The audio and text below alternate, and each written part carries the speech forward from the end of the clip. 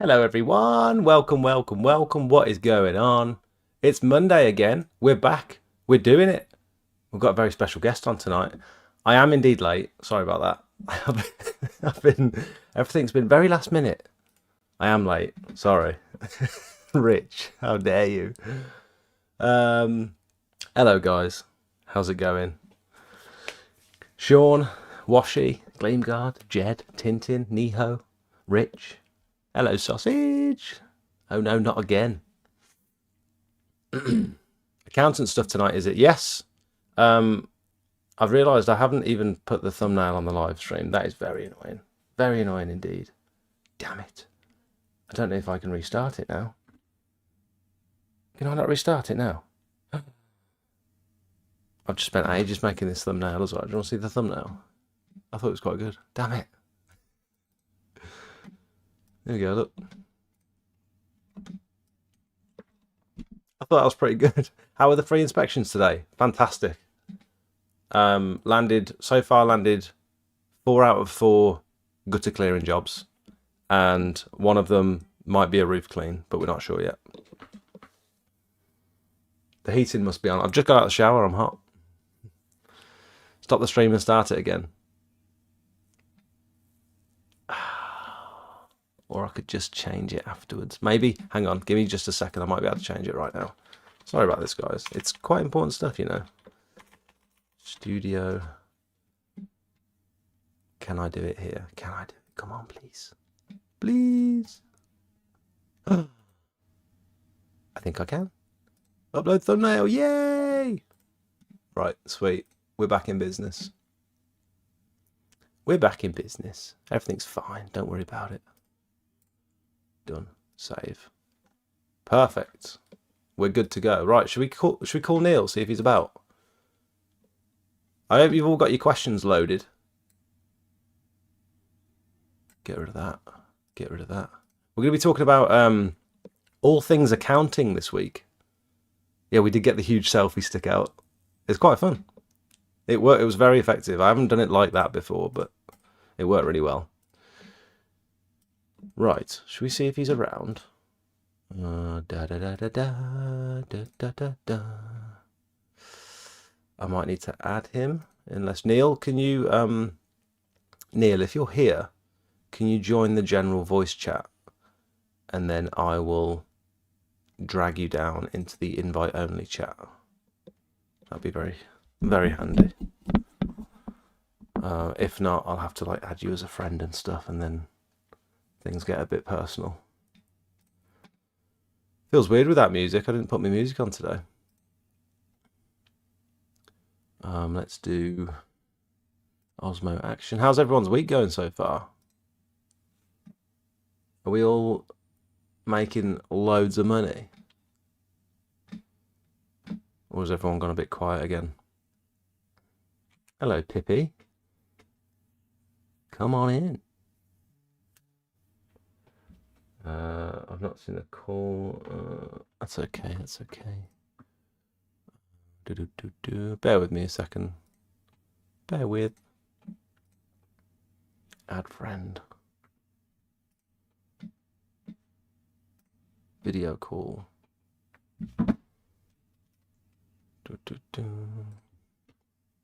Right, I think we're good.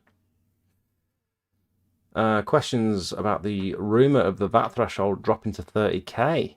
I'm booked with roof cleans until the end of January. Will I need to reprice these jobs after the budget? That's a very, very good question. And it's one of the questions I had as well, so we'll figure it out.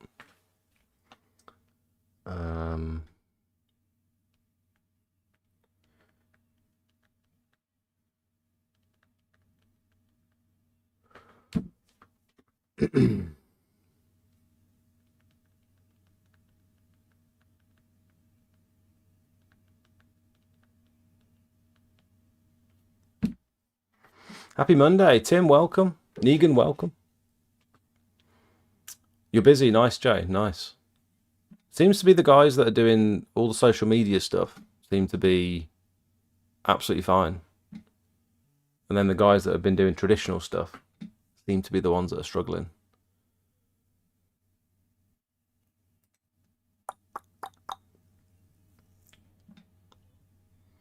Did you do them on the day? No, because we had so many booked in.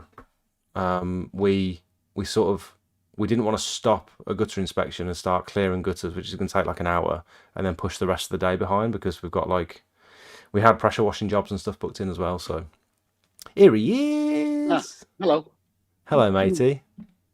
You okay? I'm good, thanks. Can you see me? Is everything looking all right? Yeah, I can see you. Yeah. You can hear me, okay? Yeah.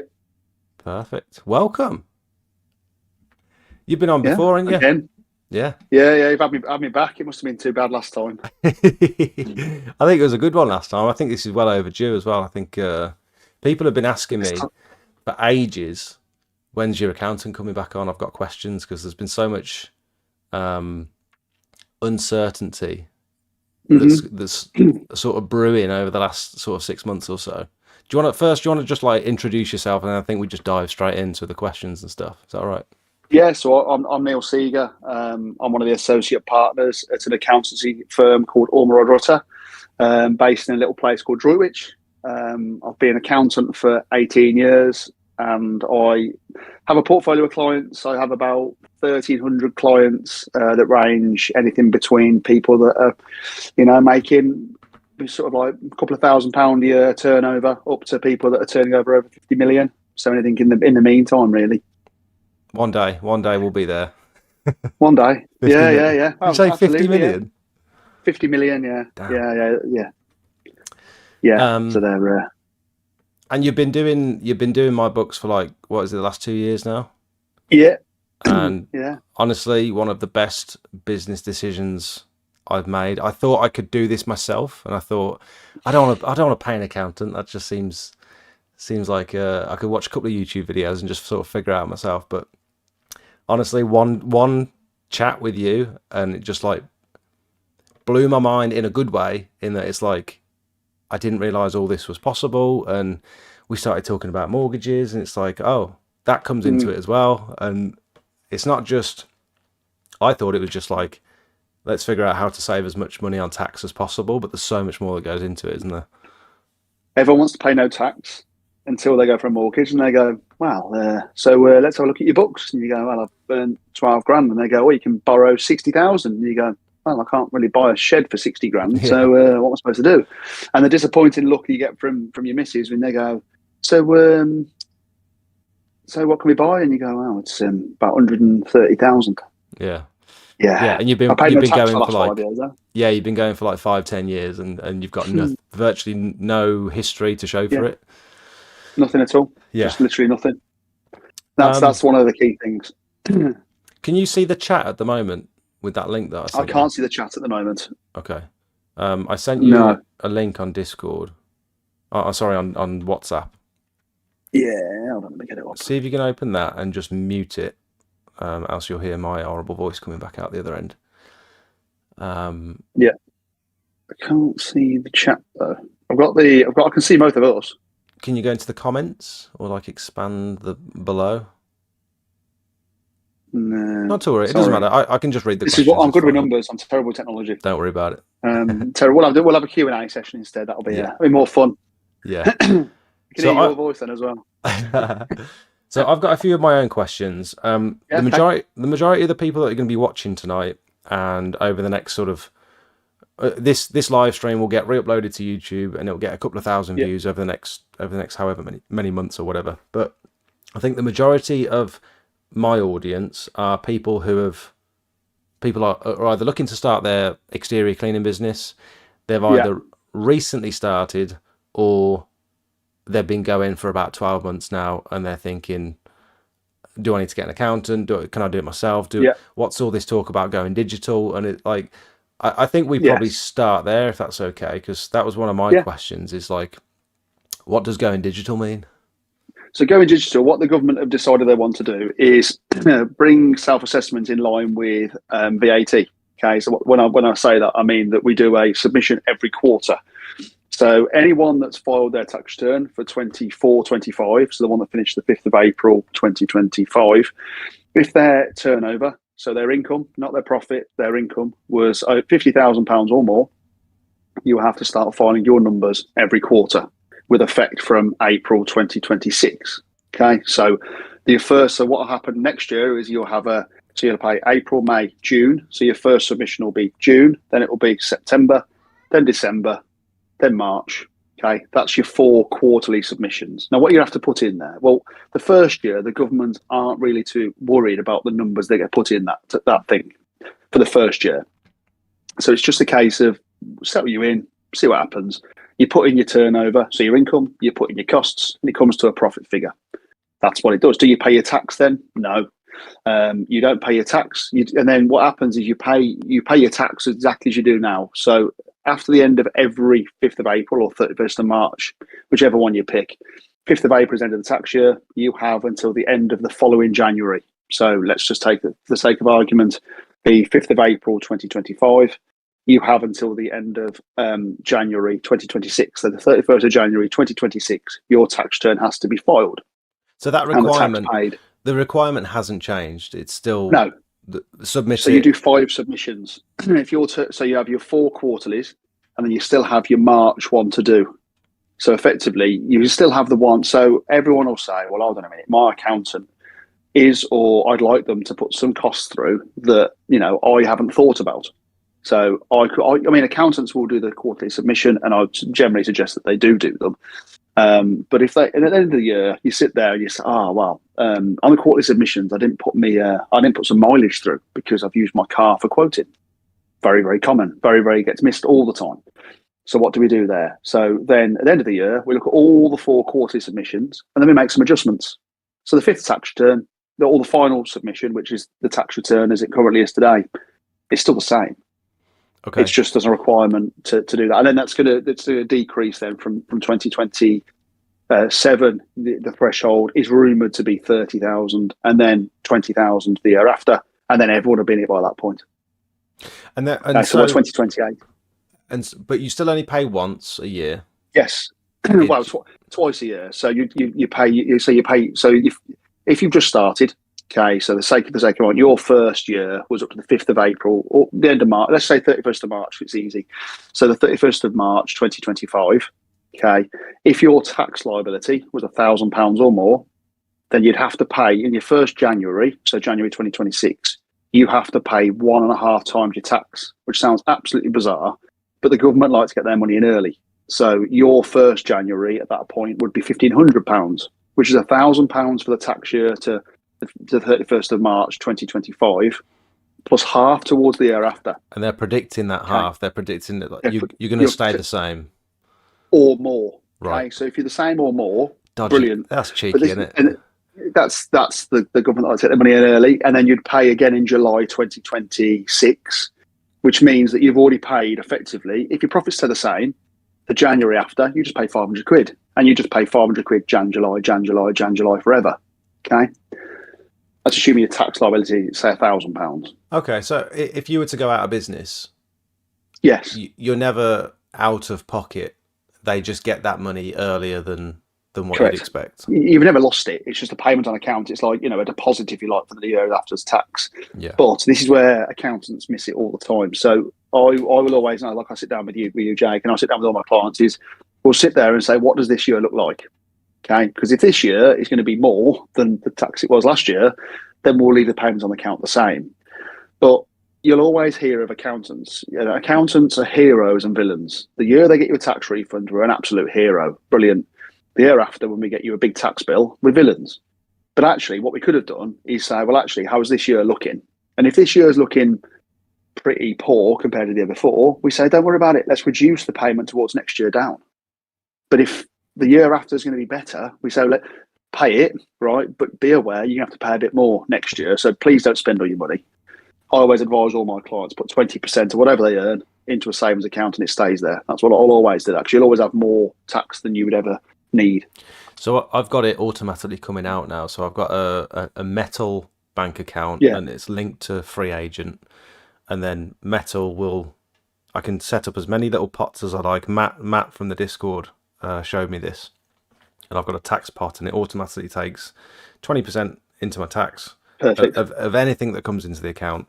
It takes like 5% for maintenance, 5% for savings, and then the Spot rest on. is just sort of there to invest back into the business if I want to. Brilliant way of managing it. Yeah. So the phrase "going digital," Yeah. it doesn't seem like much has changed to me, other than you having to submit the figures 5 times instead of once. Correct. What's the idea of going digital? What's that phrase So come going from? digital is you have to file it online. Okay. So you can't, so basically, you won't have seen this, but you can file a tax return via paper. Okay. So you can still file tax returns via paper. And the submissions for that are due basically. So instead of the end of January, where your submissions are, it'd be the end of October. Okay. So Okay. you can still file it. So going digital means that you have to start doing it online. Doesn't you won't notice a change because you do it online anyway. But people that do paper will feel a bit of a change because it's now digital. Okay. And you'll have got loads of accounting software that can do it. And some people, and I've had quite a few of my clients that are quite happy with their cash books, their paper handwritten books, which, I'm really happy with, to be fair. So what happens is accountants will have software, which means that we can bridge, we call it bridging software, that bridges the gap between the revenue system and the handwritten cash book. That was So my we would do the submissions. that was my next question, because I know a lot of people in this industry, great with the tools, great hands-on stuff, but when it comes to anything to do with social media or accounting, Excel spreadsheets, all Yeah, that sort of stuff, it just totally falls apart. And I completely understand. A lot of people like to keep their little black book with all their I'll get customers it. in there, with all their finances. I'm one of them. Oh yeah. Have you got any recommendations for those people? Like, in First and terms of, foremost, do speak they to your need to accountant. change? Do they need to change anything, or are No, they quite happy doing? absolutely not. Speak to your accountant. And if you haven't got one, then speak to me. No problem. And what we would do then is say, look, have a look at your book, add up your numbers, right? Tell me what your sales are, tell me what your costs are, and I will put that into the online form for you and file it. But it Okay, needs to be so organised. Ideally, it'd be organised by the month. by the month, yeah, by the month. You don't want to be getting to the end of the quarter and having to add up 3 months because it's absolute carnage. Mm. So, but if you're used to a little book and you have an in and out column, just add up all your ins and add up all your outs. I mean, that's what we file. Simple as that. Okay. A lot of people overcomplicate it, but it doesn't need to be that complicated. This is the beautiful thing about whenever I jump on a phone call with you. It's just I feel like I've got so many plates spinning, and I've got all these questions, and I think, well, I don't know if I can do that, and what if I can't do that? That means this, and then hop on the phone with you for like for 3 or 4 minutes, and you're just like, don't worry about it. You're overcomplicating Yeah. it. Stop thinking about it. Like, that's my problem. But Yeah, it's and easily done in my that's easily done in my profession because that's what people don't understand my profession first and foremost, and second of all, actually it can get quite intimidating, and because it's intimidating and it's tax and it's the government and what happens I do it wrong, people get worried about it. But actually, in reality, they're just numbers. yeah, That's all they are. And actually, numbers can be deleted, moved, changed. yeah. It's never a problem. Okay, That's the one thing that I'll always say to you and anybody. okay. And so for those people, for most of us, going digital doesn't really matter, because we're probably going to submit that online anyway at some point. Yeah, Okay. And it's just about keeping track of your figures monthly now, and submitting them every yeah, every quarter, every quarter. and Yeah. just staying on top of it. And again, you only But if just you pay want to stay with your once. book, If you want to stay with your book, stay with your book. Okay. No problem at all. Just be very, very, keep that dialogue with the accountant, and actually, don't be ashamed to say to the accountant, I don't want to use this digital stuff. I want to stay on my cash book, and I want to send you the numbers, and I want to, get you to file the numbers quarterly for me. That's Okay. it. Perfect. Dusty's got a question. He says, with the rumours of the VAT threshold dropping to 30k, I knew this would come up. I'm booked with roof cleans until the end of January. Would I need to reprice those jobs after the budget is announced? No, generally those sorts of things, if they made a drastic change, which I don't think they'll drop the VAT registration threshold to 30,000. That's not what my understanding is that what they will do. And to answer the question first and foremost, if I go off on a tangent, no, they don't bring them in straight away. That will be brought in with effect from April or with effect from whatever. Okay, so they'll give you time to prepare for that, because I know that you'll have quoted work. Or people will have quoted work, so they won't just blanket change it like that. It will be with effect from a few dates in the future. I mean, some people, my landscaper friend, he's booked up until like May next year already. Yeah, and so for they someone like won't him, change it that quick. Okay. They never do with things like that. They'll never. It's like when they've changed anything big like that. So back in the old days, I'm old enough to remember this, with the 15%, when they dropped the VAT to 15% from 17.5% that should have been for donkey's years. They didn't just change it overnight. They changed it with the date in the future. When they dropped it to 15%, they changed it sooner because it was a drop, but they won't suddenly just blanket. Overnight, it's £30,000 from, it'll be maybe with effect from 2027, let's just say, or something like that. Okay. And what's the reason that you don't think they'll drop the VAT threshold to 30 grand? Use your local cafe. It's 90 at the minute, isn't it?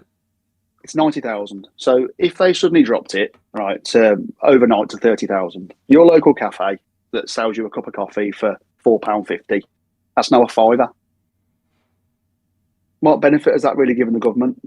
Because, they haven't really gained that much from it, because what they're going to gain in VAT, they're going to lose in income tax and national insurance. So profits are going to drop. So, and actually, if you stop going for a cup of coffee and they start making less money, the government have less money to spend because no one's spending money in the economy. So actually, what would I imagine they'd do? If I was them, what would I do? I would put VAT on things that currently don't have VAT on. Now, there was a big on the radio this morning, they were talking about putting VAT on milkshakes. Why is there no VAT on milkshakes already? Bizarre.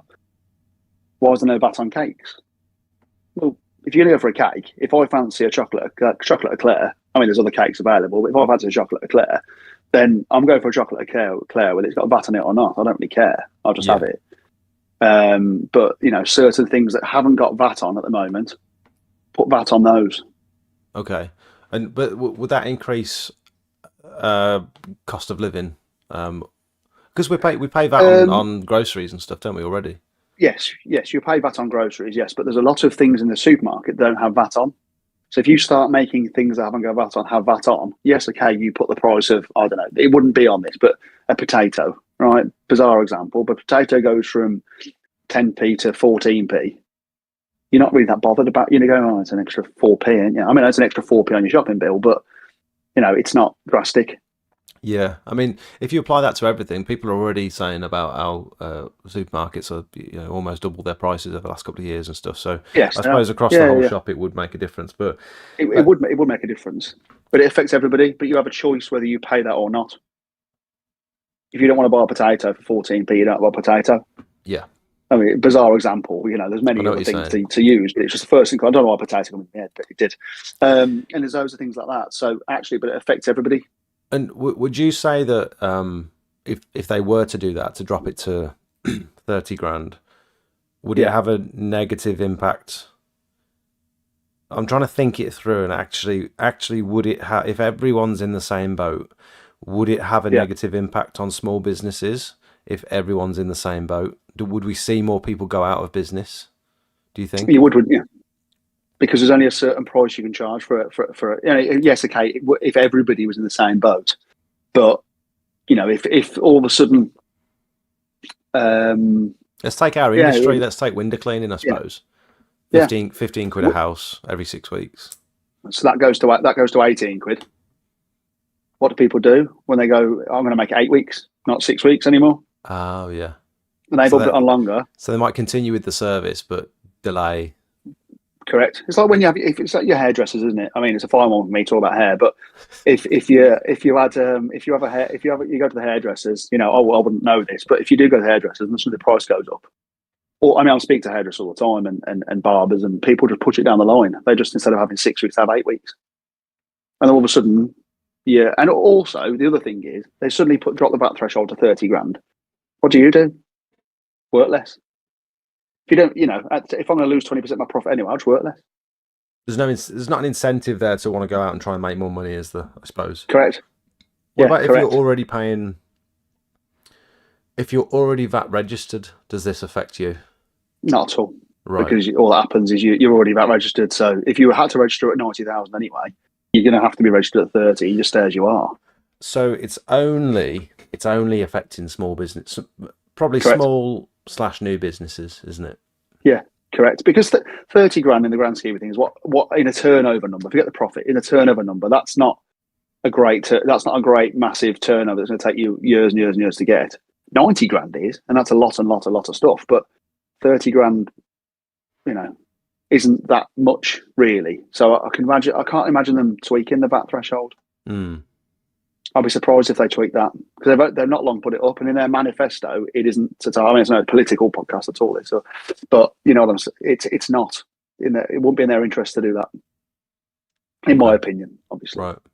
This is where I'll get egg on my face. No, absolutely, they do that. But I can't see them doing it.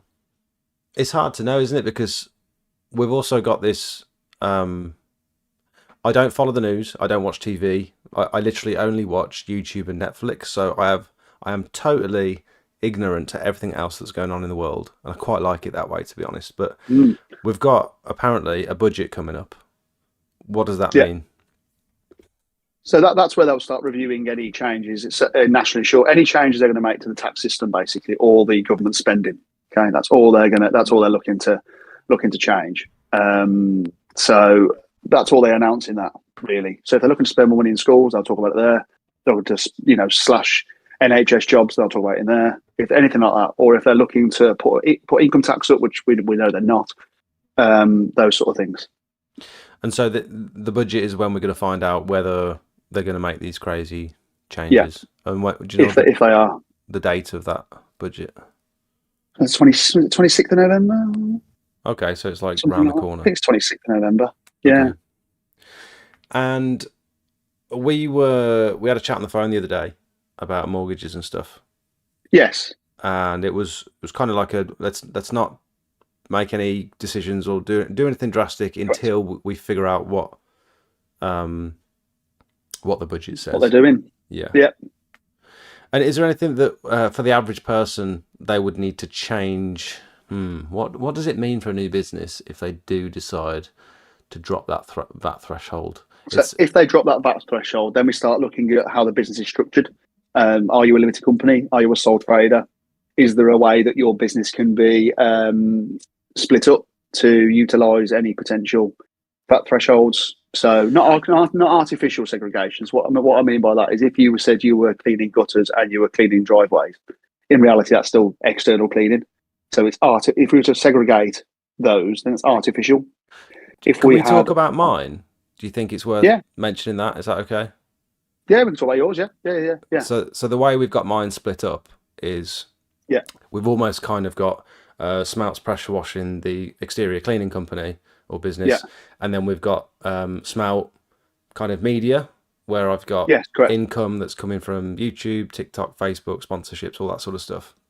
Yes. And that's how I've been able to stay under the VAT threshold so far, is because I keep both of these things very separate. They're all going into the same pot, but they're almost separate businesses. Is that right? They are different. Correct. Yeah, they are different. Yeah. So should they make a change to the VAT, then we probably look, actually, does some of that go into a limited company or not? That's what we start looking at there. So that's where your business strategy comes in, rather than just tax and numbers. It's a strategy. And that's probably what I spend more of my time doing these days, looking at strategies rather than, actually what tax rate do we pay. Okay. Craig says lower VAT to 30k, but change to 10%. Yeah. Okay. Is that a? So I suppose that's a suggestion. Yeah. I mean, if they did do that, okay. But then they're just going to be, bringing in half the amount that well, I suppose, yeah, for the ones that are already VAT registered, which is the majority of bigger businesses, the government will bring in less income, won't they? So their goal is to generate more money for the government, isn't it? Correct. And Absolutely. and so their interest is to have businesses like mine generate as much income as possible, you would have thought. Correct. And then VAT register at that point. But while you're making more profits, you're paying national insurance at 6% and you're paying tax at 20. So you're bringing in 26% of the government at that point Do you think they're on your profits. concerned? Do you think they're concerned that people are artificially flying under those thresholds, and so they're bringing them down to try and catch all those extra pieces I of don't, income? I don't think that will be their angle. I think their angle will be more the fact that it's going to be it's just, yeah, I don't think that will be their angle. Their Mm. angle won't be the people that are artificially, because if you're going to artificially do it, whether it's 30 grand or 90 grand, you're going to make sure you're under it. Yeah. You're Yeah, just going to all put a these people deposit in or bring. keeping cash under their mattress and stuff, I suppose, isn't it? You wouldn't. Yeah. I think they'll target things like capital gains tax, inheritance tax, VAT, but not from a VAT drop in the thresholds. I think they'll target it from bringing more things that haven't got VAT on to have VAT on. Yeah, They're the ones that I think they'll target the most, because inheritance tax, you can, you're just taxing people when they're not here, yeah, but you can avoid it. You can work around it. So that's quite a good one. You've got, and you'll have your capital gains tax. Well, who sells paintings every day? Nobody. People pay it on their crypto. Very common at the moment. Or they should pay out their crypto. paying But tax on cryptocurrency. That's an odd one, isn't it? yeah, because it's a capital gain. It's anything that's not an income. So you generate it from selling one-off things. So paintings, you sell it from selling shares. You sell it from investments. Investments is a good way of putting it, actually. Anything that's an investment would fall under capital gains tax, and shares and stocks and Would that anything apply like to that. All a of that. pension? No, pensions, no, because pensions is more you put it in as an investment effectively, but it's for an income during retirement. So no, that's sort of more of an income tax, Mm. actually. But that's what they'll target. Can I just hit you with a few random questions that have come in from Of the course. chat? Tim Staples Yeah. says, "I bought a new van this financial year. What Yeah. percentage? What percentage is tax deductible?" So it will be 20% tax, assuming your income, your total profits are 50 grand or below. You'll save 20% tax, and you'll, on top of that, if national insurance rates are the same, you'll save 6% national insurance. So, in simple terms, if your profits are less than 50 grand, then you'll save 26% on that, Okay. on the total cost of the van. So, it's Mhm. a 10 grand van, 2,600 quid is what you'd save. Perfect. But it's also worth building in, actually, with that. I spoke about payments on account. What that'll do is, for 1 year, we'll drop your profits down, which will mean you have a lovely, nice little low tax year. But make sure you save up the tax for the year after, because you won't have paid the payments on account for the year after. Oh, I see. Always catches people out. Yeah. Okay. Can we wind it back a little bit and talk about Yeah. the idea of? I think this trips a lot of people up who are new to self-employment. I had this question from my sister the other day as well. The idea of expenses saving Yeah. you money on tax. Can you Yes. lay it out in like the simplest way possible? If I'm buying fuel, if I'm buying equipment for my Yeah. business, how does that save me money? So what happens is we'll look at your income. Okay, so I'm going to mock up a random example here. So let's just say your income for a year is your income from your customers is 40,000. Okay, then what happens is that's your top line. That's what your income from your customers. Off that, we take off what we call costs. So costs will be fuel, could be your mobile phone bill, could be tools, it could be anything like that, any costs which we relate to your trade. Okay, so you have things that are home and work. So your mobile phone can be used for work and for home. So these things come off. So what happens is people and that's a really interesting point actually, because people have said, "Do I get cash back for it?" Well, you don't get cash back for it, but you have your 40 grand. Take off, say, £2,000 phone, £2,000 phone, very expensive phone, but with £2,000 phone, 5 grand worth of tools, and so on and so forth. You have 20 grand's worth of costs. That means that you have 40 grand, that's your 20 grand's worth of expenses, leaves you a profit of 20,000. Okay. So that's not income anymore, that's profit. That's profit. Yeah, that's your bottom line. Okay. So that's what would be taxable, if you like. And off that, you have your personal allowance. So every person has 12,500 or 12,570 to be precise. And then therefore, the difference between the 20 and the 12.5, so the 7.5 is what you pay your tax on. Okay. And so if I were to buy, I think assets are slightly different, aren't they? They're categorized slightly differently. But if I were to buy 100 quid's worth of chemicals, yeah, am I essentially saving 20 quid off of that tax bill at the end of the yes. year? 26, yes. Because you will save your tax and your national insurance. So I was under the impression when I first started, I'm keeping all these receipts. Oh my God, I'm saving 100 quid here. I'm saving 120 quid there. I thought you saved the full amount off your tax bill, but it's actually only 20% of that, isn't it? 20%, because you save it off your profit, which is what you pay tax on, but your tax is only 26% of that. Yes. Yeah. Yes. Perfect. So in essence, you were right in what you were saying. You're saving 120 quid, but it's not 126 in actual pure tax saving. It's the tax on that 120 quid. Yeah. So I was thinking when I first started, the more money I spend, the more money I save. So it's like free stuff. But it is in effect. It's in effect, isn't it? Because you're saving the tax on that. So you're not, on your income of your 40 grand, you're only paying 26% tax on that top line income. So you don't pay tax on 100% of everything you do, I suppose, but you don't pay. You're only paying 26%, therefore you only save. So it is sort of free, if you like, because it's coming off your income. So is it in a business's interest, as long as their expenses are paid, their regular expenses, as long as your wages are paid, and as long as you're accounting for potential growth and stuff, in that you want to save a bit of money just in case you want to make a big purchase and grow the business, is it within a business's interest to spend as much as possible? So I have this little funny, and I always tell everyone this. So my favourite time of the year is round about sort of February, March time, sitting in pubs. And the pubs that I drink in are more sort of pubs where it's a lot of tradies. Okay, so a lot of people that look due to get CIS refunds due to be in that position. Okay, or they're due to get big to try and pay as little tax as possible. So I had one. This is a real good example. So I overheard a conversation February this year, and said, "I've decided I'm going to buy a digger."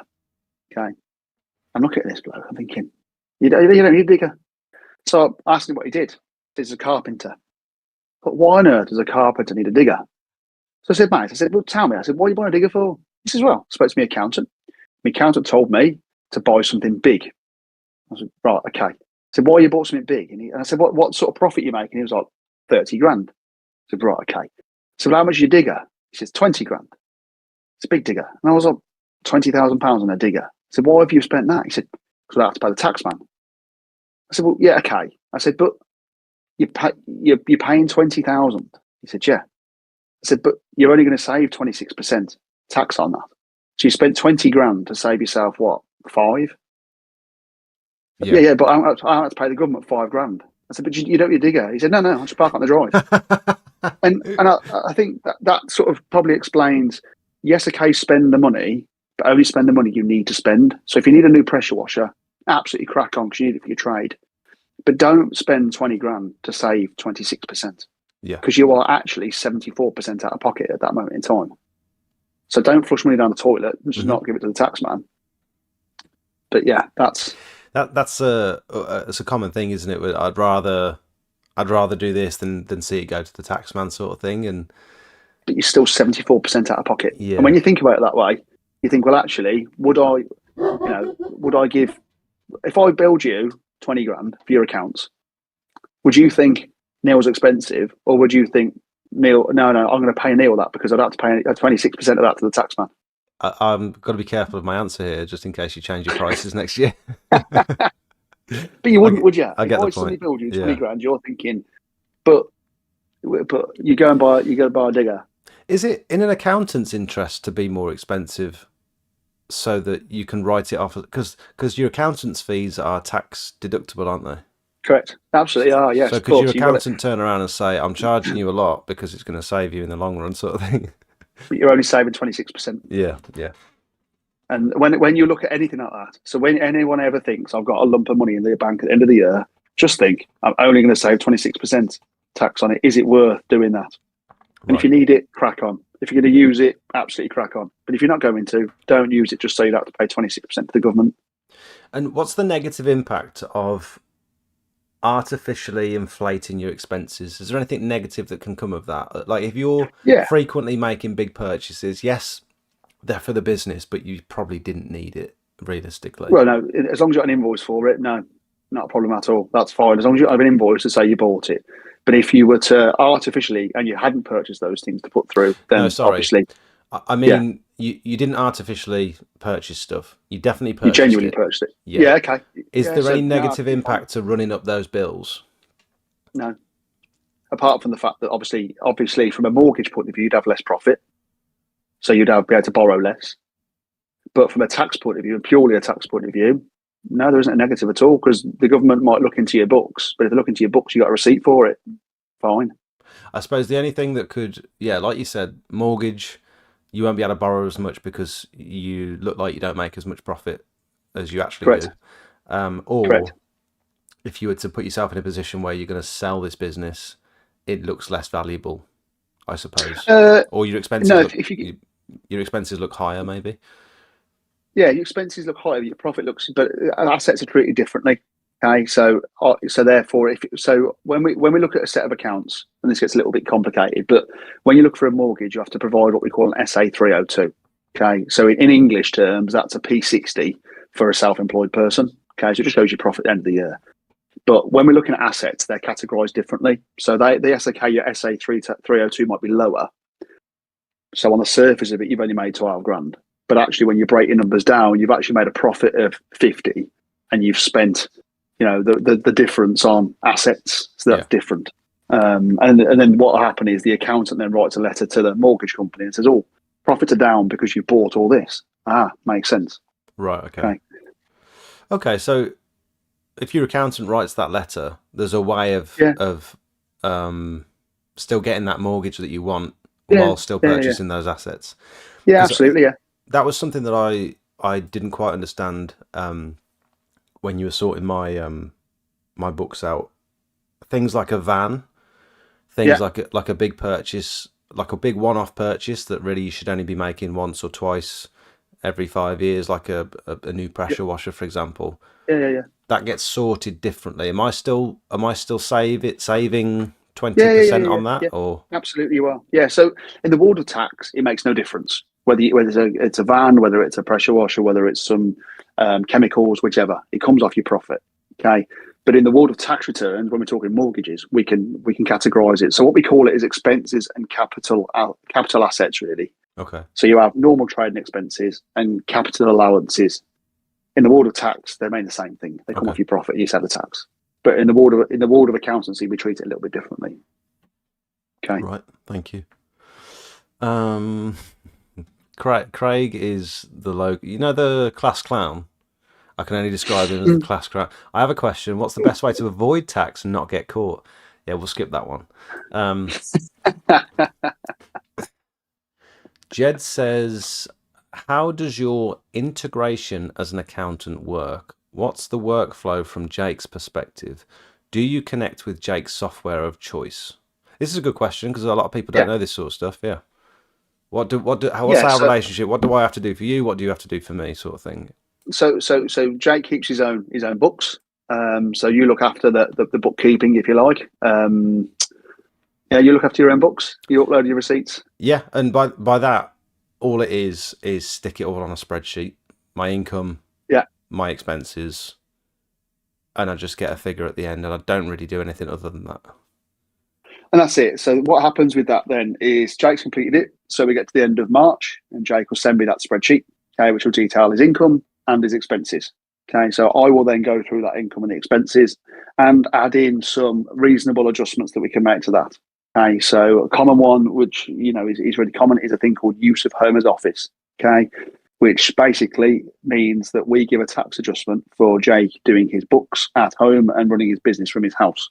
Okay, so it's a small contribution really to the electricity and the heating costs and all that sort of stuff. Internet, okay. So all that sort internet, of stuff. those sort of things, and anything else that I think Jake has missed in reality. So I go through all those and then come down and we have a conversation at the end of the year, and it will be, so Jake, you've made a profit of this, your tax bill's this, here's the things that I've added that I think that you've missed, or you should have put in, and you go, yeah, okay, or no, I didn't have that, actually, that's not quite correct. Okay, fine, but it's a conversation that we have. And then it will be, right, okay, so your profit's this, and this is what you can do with it from a mortgage point of view, this is how it affects you from a tax point of view, and that's it really. So we don't have any sort of integration. I mean, you've got the portal, the online portal where I can log in and look at stuff, and I get messages, I get notifications of things I need to action, things I need to sign off and just tick to say I've read it, I understand it, I agree. But if you were on accounting software, so you were on, let's say, Xero, and there are many other accountancy ones out there, but Xero just being the one that is quite common at the moment. So Xero, what would happen is I can have access to your login. Okay, so you could keep your books on Xero if you wanted to, which will be online on an app. And at any moment, if Jake had a question or a problem, then I could go on and look at the exact same thing as him, and go, oh yeah, we need to tweak that, or that needs to change, or how we change it, and that's how it would integrate if we decided to go online. We haven't made that decision yet, but if we made that decision, that's how it would work as well. On those platforms, is it common to see people adding cash payments? Because what I've not noticed is I've got a free agent, which is like my kind of CRM, and it's keeping up with my invoices and my expenses and stuff, which is very cool. I don't know if I've seen an option to be able to add a cash payment yet. Yeah, so you'd add the invoice, you'd add an invoice for it, and then you just basically can go onto that invoice and mark it as paid cash. Right. Okay. Right. And do you see that very often? Free agent isn't necessarily the most flexible bit of software, but it works. It does its job. Other softwares are a bit more flexible, and you can do a bit more with them. But free agent is fine. Okay. Perfect. But again, it's important not to overcomplicate businesses with software. If you don't need software, you don't want software, don't get it, because you just get yourself in a pickle. And a lot of them are quite expensive, especially when you they are. You get into it thinking, it's only 15 quid a month, and it's going to save me on this, and this. Okay, you start paying the 15 quid a month, and you think, I'm lacking a few features here. And then you realise they're locked behind a paywall, and then it goes up to 30 quid a month. And then before you know it, you're spending 100 quid a month on this software that you didn't use before. You didn't need it before because you're doing quite all right. Your spreadsheet was absolutely sound. Why have you got this bit of software? And Xero sort of is sort of a relatively cheap, and it doesn't go up ridiculously by you need to add this, you need to add that. Obviously, I'm not a Xero salesman, but it's just got common. But yeah, what I do like. Because I've never really, other than commercial stuff, I've never really sent invoices out to my customers. So now I'm actually keeping track. I've got all my customers on a contacts list on the portal. And because I'm sending invoices out, I can see when stuff hasn't been paid, when it's overdue. And that's it. It's keeping track of everything. It's nice to log on and see profit and loss immediately without having to input anything, because it's all being done every day. It's all done. Yeah. And that's half the battle, isn't it? Half the battle is actually, because in reality you don't have much stuff on credit. There's not in you don't need it on credit in sort of your world really, because it's where was I going with that? Yeah. So but actually chasing money in is probably one of the hardest things. Yeah. And remembering, actually I did that job for 100 quid. I did 4 jobs that day and they were 300 quid each. Actually, I've got to remember, did I chase them? Did they pay? I can't remember. Yeah. And that's where the software's actually come into their own. Things like free agent are perfect for that. Yeah. The fact that I'm invoicing every single customer now, regardless of how big the job is, Yeah. There's probably so many customers I forgot to charge last year. Honestly, some of them probably quite significant money as well that I've just lost track of and forgot. She's just too busy. Yeah. It's difficult when you're trying to win work, bill work, do work. Yeah. Yeah. Trying to juggle all those plates and try and be that person that Yeah. does HR, social media I guy. mean, you are the MD, the HR manager. You Yeah. are everything. Yeah, it's difficult. Tintin says my issue is I have a full-time PAYE job but have a Yeah, business as well. I find it's yeah, more hassle to file returns as you need to submit the PAYE stuff, but I'm taxed differently on flying and then business stuff. I guess he flies. I guess he's a pilot. yeah. So normally, what I've done with other people in that scenario is they have their employment income. So I'm going to assume here that the income's over 50 grand. Okay, this is the assumption I'm going to make on this, as in from a PAYE point of view. So if you're doing that, what I've done with other people is they put their external cleaning or any other self-employment income actually goes through a limited company. So you don't end up getting if it depends on what they do with the money. But if they don't want the money, then what we've done before is set up a limited company which has the income go in, and then we can look at basically from a shareholding. So if you were to have a limited company, their limited companies are owned by shareholders, and what we've had before is put them and their partner as shareholders. So that what we can do then is if we want to have the income but don't want to pay ridiculous tax on it, we can have it in the company, pay 20% corporation tax, and then pay the money out to their partner as a dividend. Right. Okay. I think Okay. one of the one of the hardest things of transitioning from doing a full-time 9 to 5 kind of job where you're on this tax code and then you Yeah, actually your business starts to take off and you're doing pretty well and you've earned over your £1,000 for your self-employment threshold.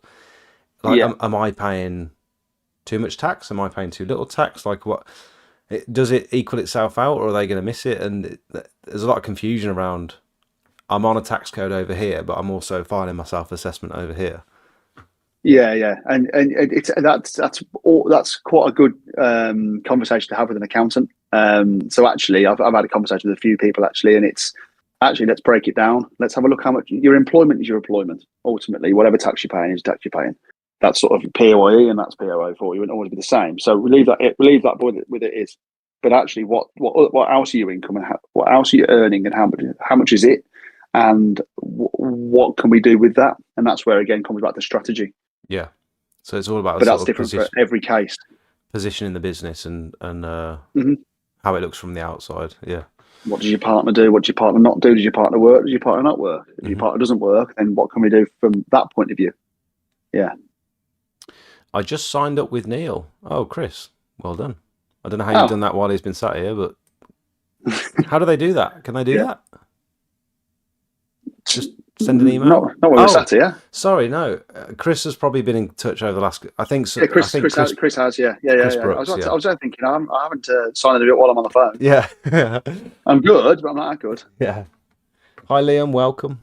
Um, you can claim for washing a branded uniform as well. Is that correct? Yes, that is correct. Yes, and those are depends on generally are about £80 a year. Generally, it's generally cheaper to look at putting through other allowances, utilising other allowances than just the washing the uniform allowance. hmm But yes, Cedars you absolutely can do that. Cedars says 25 grand profit. Decide to pay the wife, which is registered SE, 12 and a half grand. Yeah, But that's the only income she's taken. Good idea? Question mark. yeah, absolutely. Because if you don't put any income, if you're registered self-employed, you don't utilise any of her tax allowances, then yeah, she'll end up wasting. One of the things I hate seeing wasted is personal allowances. Okay, so that's the 12,570 I was talking about earlier. So if you've got a business making 25 grand and you can have 12 and a half yourself and your missus can have 12 and a half, then absolutely, because you pay no tax, basically. That's So perfect. if your partner's unemployed, if they're not getting an income from elsewhere, it You'd makes like to put an income sense. through them. It makes sense for them to work for you. Yes, Okay. Absolutely. Yeah, because otherwise you're wasting allowances, and that's one of the first questions I'll always ask people. I sort of mentioned it a second ago. Sort of limited companies. What does your partner do? Does your partner work? Does your partner not work? Because there's an angle there. What we can do. And it's quite important to say as well, everyone can earn up to £1,000 before they need to pay tax on stuff. Self So it's, self-employment before we have to declare it. Yes. yeah, so it's a good So idea we've to, mentioned that a couple of times, haven't we? Yeah. yeah. Yeah. Yeah. So if your partner is employed and they're earning income from someone else, but they also help you out with your books and your admin stuff, you can pay them up to £1,000 a year, and that's tax free. Yeah. And the amount of people that don't know about that, shocking. Yeah. The amount of people that don't know about that. So yeah, good point. I think you Uh, might as well take over. You can do this. yeah, I've smacked. You I need know what me I'm doing now. now, mate. I don't need you anymore. Jay says, what is the situation with selling of assets? For example, if I buy a van for 10 grand, 3 years later I sell the van for 5 grand, is the 5 grand declared on tax return? Yeah, so that classifies as part of the income. Yes, because you'd have claimed tax allowances on the original 10,000, which would have been your 2,600 quid. And so when you do sell it for 5 grand, you'll pay your 1,300 quid back effectively. So it's added to your income. So if you've got a depreciating asset, Yeah, say you've bought something, um, say it's like a 50 grand van, yeah, and you lose, and you've saved 20 odd percent or whatever it might be towards yeah, your yeah. tax. So you saved just 10, let's just say 10 grand for easy numbers, 10 grand's worth of tax on it in the first place. Yeah. Yeah. And then it's depreciated that much over the next couple of years, and you sell it cheaper. Does HMRC make up the difference? Do you get penalised for that depreciation, No, or is it just the cost of the van you today? just you just cost it's the cost of the van. So you get your 10, you have your 50 grand, claim your 10 grand tax, and then a couple of years later it's only worth 20.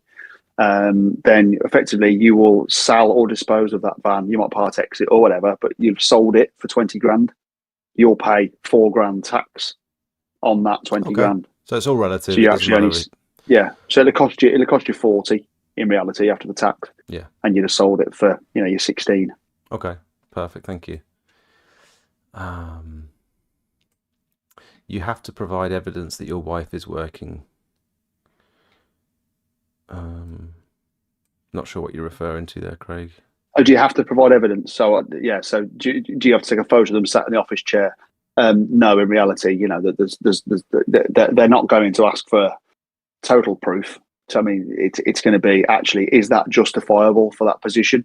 So if you're, that person works, 7 days a week currently, can you justify putting them 12 grand through? Well, no, not really. But if they don't work, then actually, and it might benefit other ways. Actually, putting an income through I had one recently where we were talking about claiming tax-free childcare. Okay, quite a common thing that I've seen at the moment, and we couldn't claim the tax-free childcare unless they were working the 16 hours or get the 33 hours. Sorry, that was it. Mm-hmm. 33 childcare. I was talking to Rich about this today. And so unless if they're not working, you can't prove you're working 16 hours or have a self-employed income source, then you couldn't claim it. So what we did was we've actually put her earning £1,000 a month, which ticks the box, and therefore then they could claim the 3 hours. Right. Okay. So it So saves it you works money in with the just long a run. dual purpose. But it's case by case, and it's something Yeah. that you need to look into all the details. But as a headline, that's what we did. Yeah. Dale says, is that £1,000 gross or net? That'll just be £1,000 worth of, so it'd be effectively gross, I suppose, because there'll be no expenses to come off it. There'll be no tax to come off it. Plus, she will get credit towards her state pension, Stardust says. Yes, absolutely. So that's because you get your class 2 national insurance. So back in the old days, or say back in the old days, a couple of years ago, you used to pay £178.40 class 2 national insurance.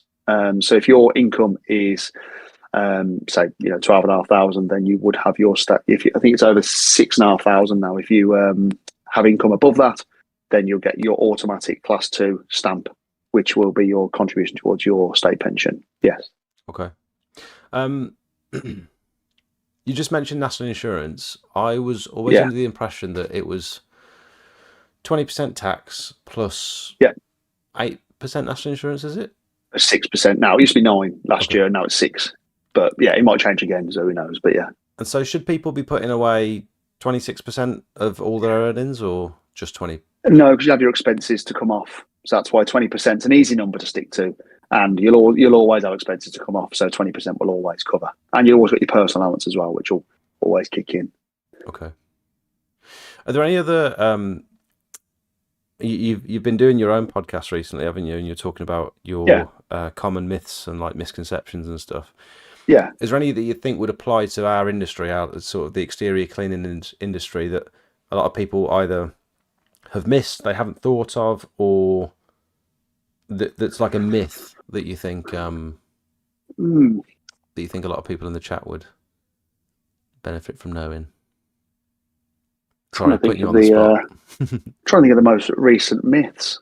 By the way, we haven't prepared at all for this, so sorry if I'm putting you on the spot as well. But I think last time I might have sent you a bunch of questions, but I can't remember. Yes. But this time we doesn't matter. Yeah, I mean, I haven't got one that's springs to mind that is a very common myth.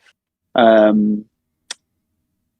think with the ones we've already covered are my parents on account, I lose them. Well, no, you don't.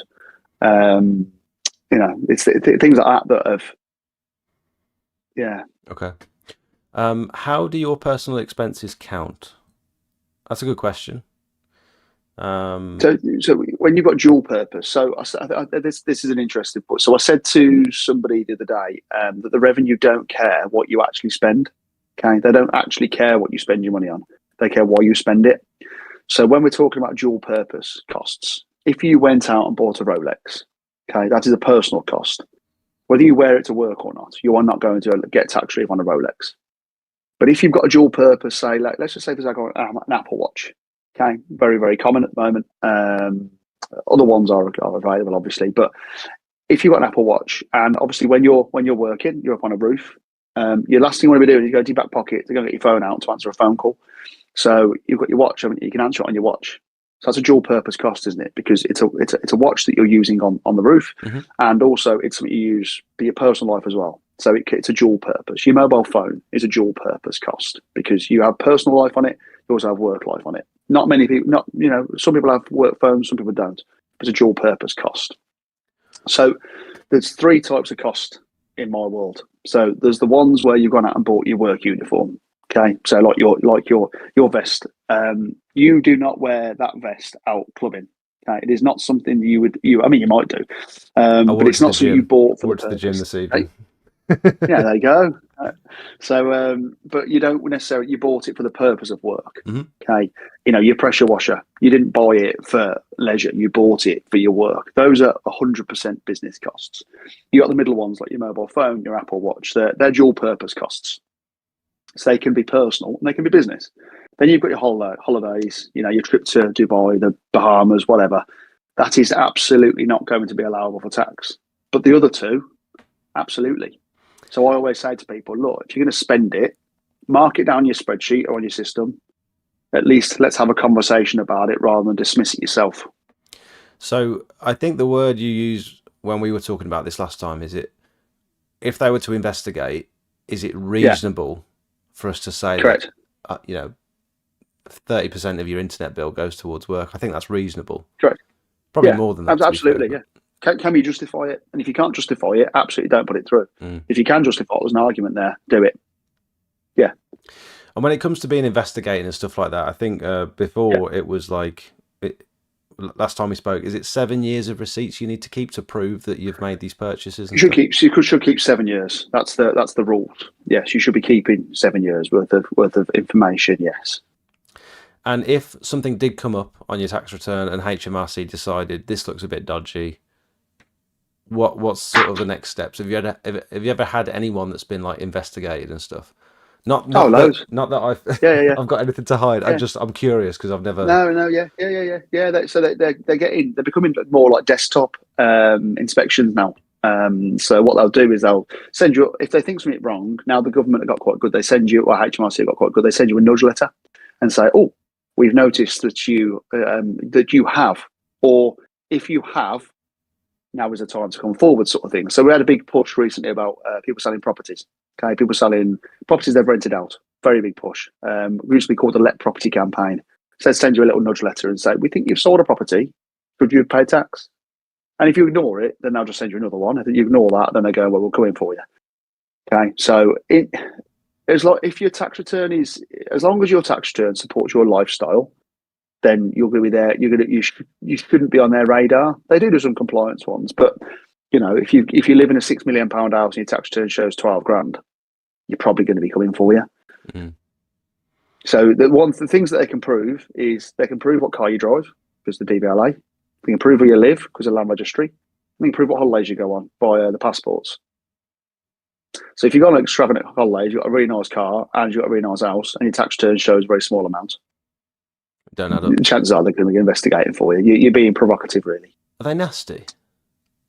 No, they're not nasty. No. Not if they send you a letter and you're very compliant and you go, "Yeah, ever so sorry, really missed it," then fine. Okay, they're not quite so aggressive with you. But if you ignore them, or you've clearly done something that you've done, and they can clearly see they've done it, what they can do is they're not nasty. They're not going to come out and kick your door down, but they'll be quite aggressive with their tax. So they can give you, so they spot something wrong and they give you a £10,000 tax bill. If they think it's deliberate and you've concealed it, so you've done it deliberately and you've hidden it, then they can give you up to 100% of the tax as a penalty. So that tax then becomes 20 grand, not 10 grand. Okay. So yes.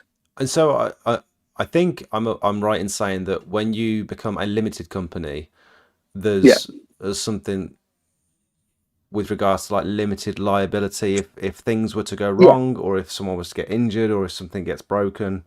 Separate legal entity. Yes, it's like me and you. It's like me being a limited company, you owning me. If I do something wrong, that's me doing it, not you. You just control me. Yeah, and so if something were to be disastrous, business altering, then if you're a limited company, they sort of you're only in debt. It's only the business that's in debt and not you personally. Correct. Yeah. So go on. Would that similar thing apply to taxes when you become a limited company? So any tax that's owed, or any debts that are owed, or anything that's owned or owed by the limited company would be effectively you'd liquidate. Okay, so that's like going bankrupt from a limited company's point of view. And any assets that the company owns will be taken and sold to pay off any debts, that tax bills, or any liabilities the company had. But they can't come after your personal possessions. Can't have to be personal. The only time I've ever seen that ever happen is if the HSE get involved, so the Health and Safety Executive. They will, what we call in the legal terms, remove the veil of incorporation. Okay, so that means that your limited company status doesn't. So you can't be effectively reckless and hope the limited company will cover you up. If it's a genuine accident and it's one of those things, then the chances are you'll be okay. And then we're assuming that your insurance policies don't cover you. Generally, the insurance policies, if you follow the letter, will cover you. That's interesting. But to answer your simple question, yes, it can help you, yes. So with regards to accidents and stuff, especially with employees, your limited status might not mean anything with regards to your liability. If the HSE get involved, you're in trouble. Yeah. Interesting. Stupid question alert, says Tintins. Are you good for a bit? Are you okay? Yeah. There's no such thing as a silly question as well. Just on that one. Okay. Income minus expenses equals profit. So you pay tax on profit. Is that correct? Yes, profit, but you've just got to consider the personal allowance as well. So it's profit.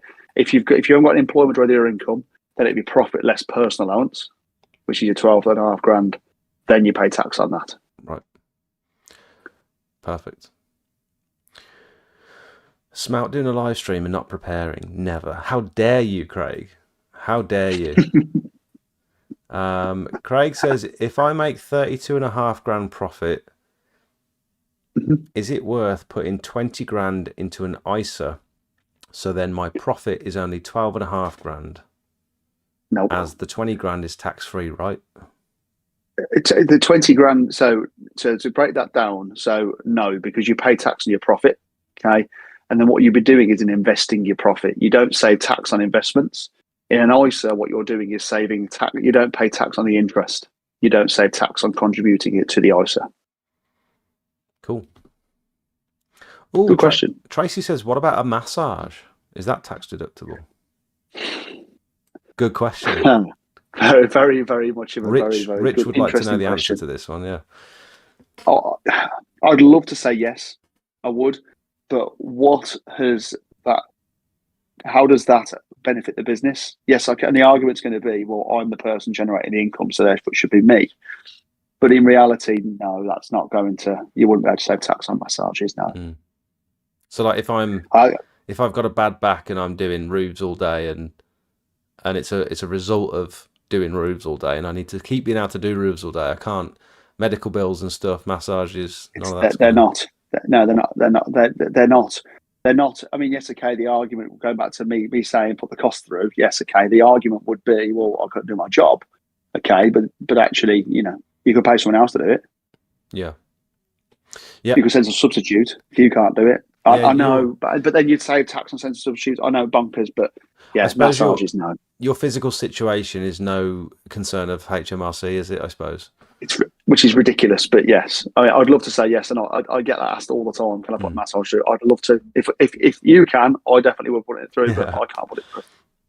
Dazzler says, if I go to Dubai or wherever on holiday, if I went for holiday and maybe to look at possibly starting up over there or abroad to possibly get ideas, would that be dual purpose? No, because What about if you're what? meeting with like a supplier or something out there, or But again, you do your trade here, so you might be meeting a supplier out there, but what's the benefit to the trade? yeah, There's no. If you were looking to, in fact, there is no real angle you get through for that. I got yeah, asked not so long ago if I was to set up a Dubai limited company and invoice all my limited company profits to Dubai as advertising, and then obviously Dubai has no tax, so I'd say pay no UK corporation tax bonus. Then I'd have all my income over there, great, pay no tax, and it comes back to the UK, and I'd pay no tax on it. And like, oh, yeah, absolutely, in principle, yes, but again, back to the bona fide business expense and how that benefits the trade. Why are you advertising in Dubai when your trade's here? hmm Hope that maybe that helps answers one of the questions that I've been asked, but you can see what I'm saying. it's As like long as you justify it. it's like creating shell companies to sort of go back and forward, isn't it? To yeah, they'll It's figure it not out, won't legitimate. they? Yeah. Yeah, it's not legitimate. So Mills says you can put a van down as an annual investment allowance, can't you? correct. 100% of your earnings that tax year. Yes, that's going back to what we said earlier about so you make 30 grand profits, you buy a van for 30 grand, you pay no tax for that year. Just be aware, next year you make that 30 grand, you can have a big tax bill. Yeah. Okay. Cool. That's where we're heroes and villains as accountants. We'll give you no tax one year, and then we give a massive tax bill the next year. But the year after, because you'll have paid no tax on it, that 30 grand van year, the year after you're paying 1.5 times tax because you haven't paid any payments on account. Mm-hmm. So it hurts quite a lot. So be prepared for that.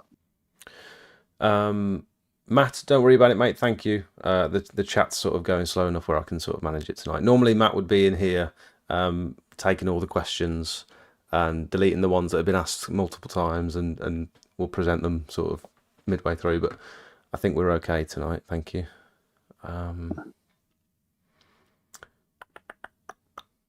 My accountant told me to stop being greedy trying to put massages through.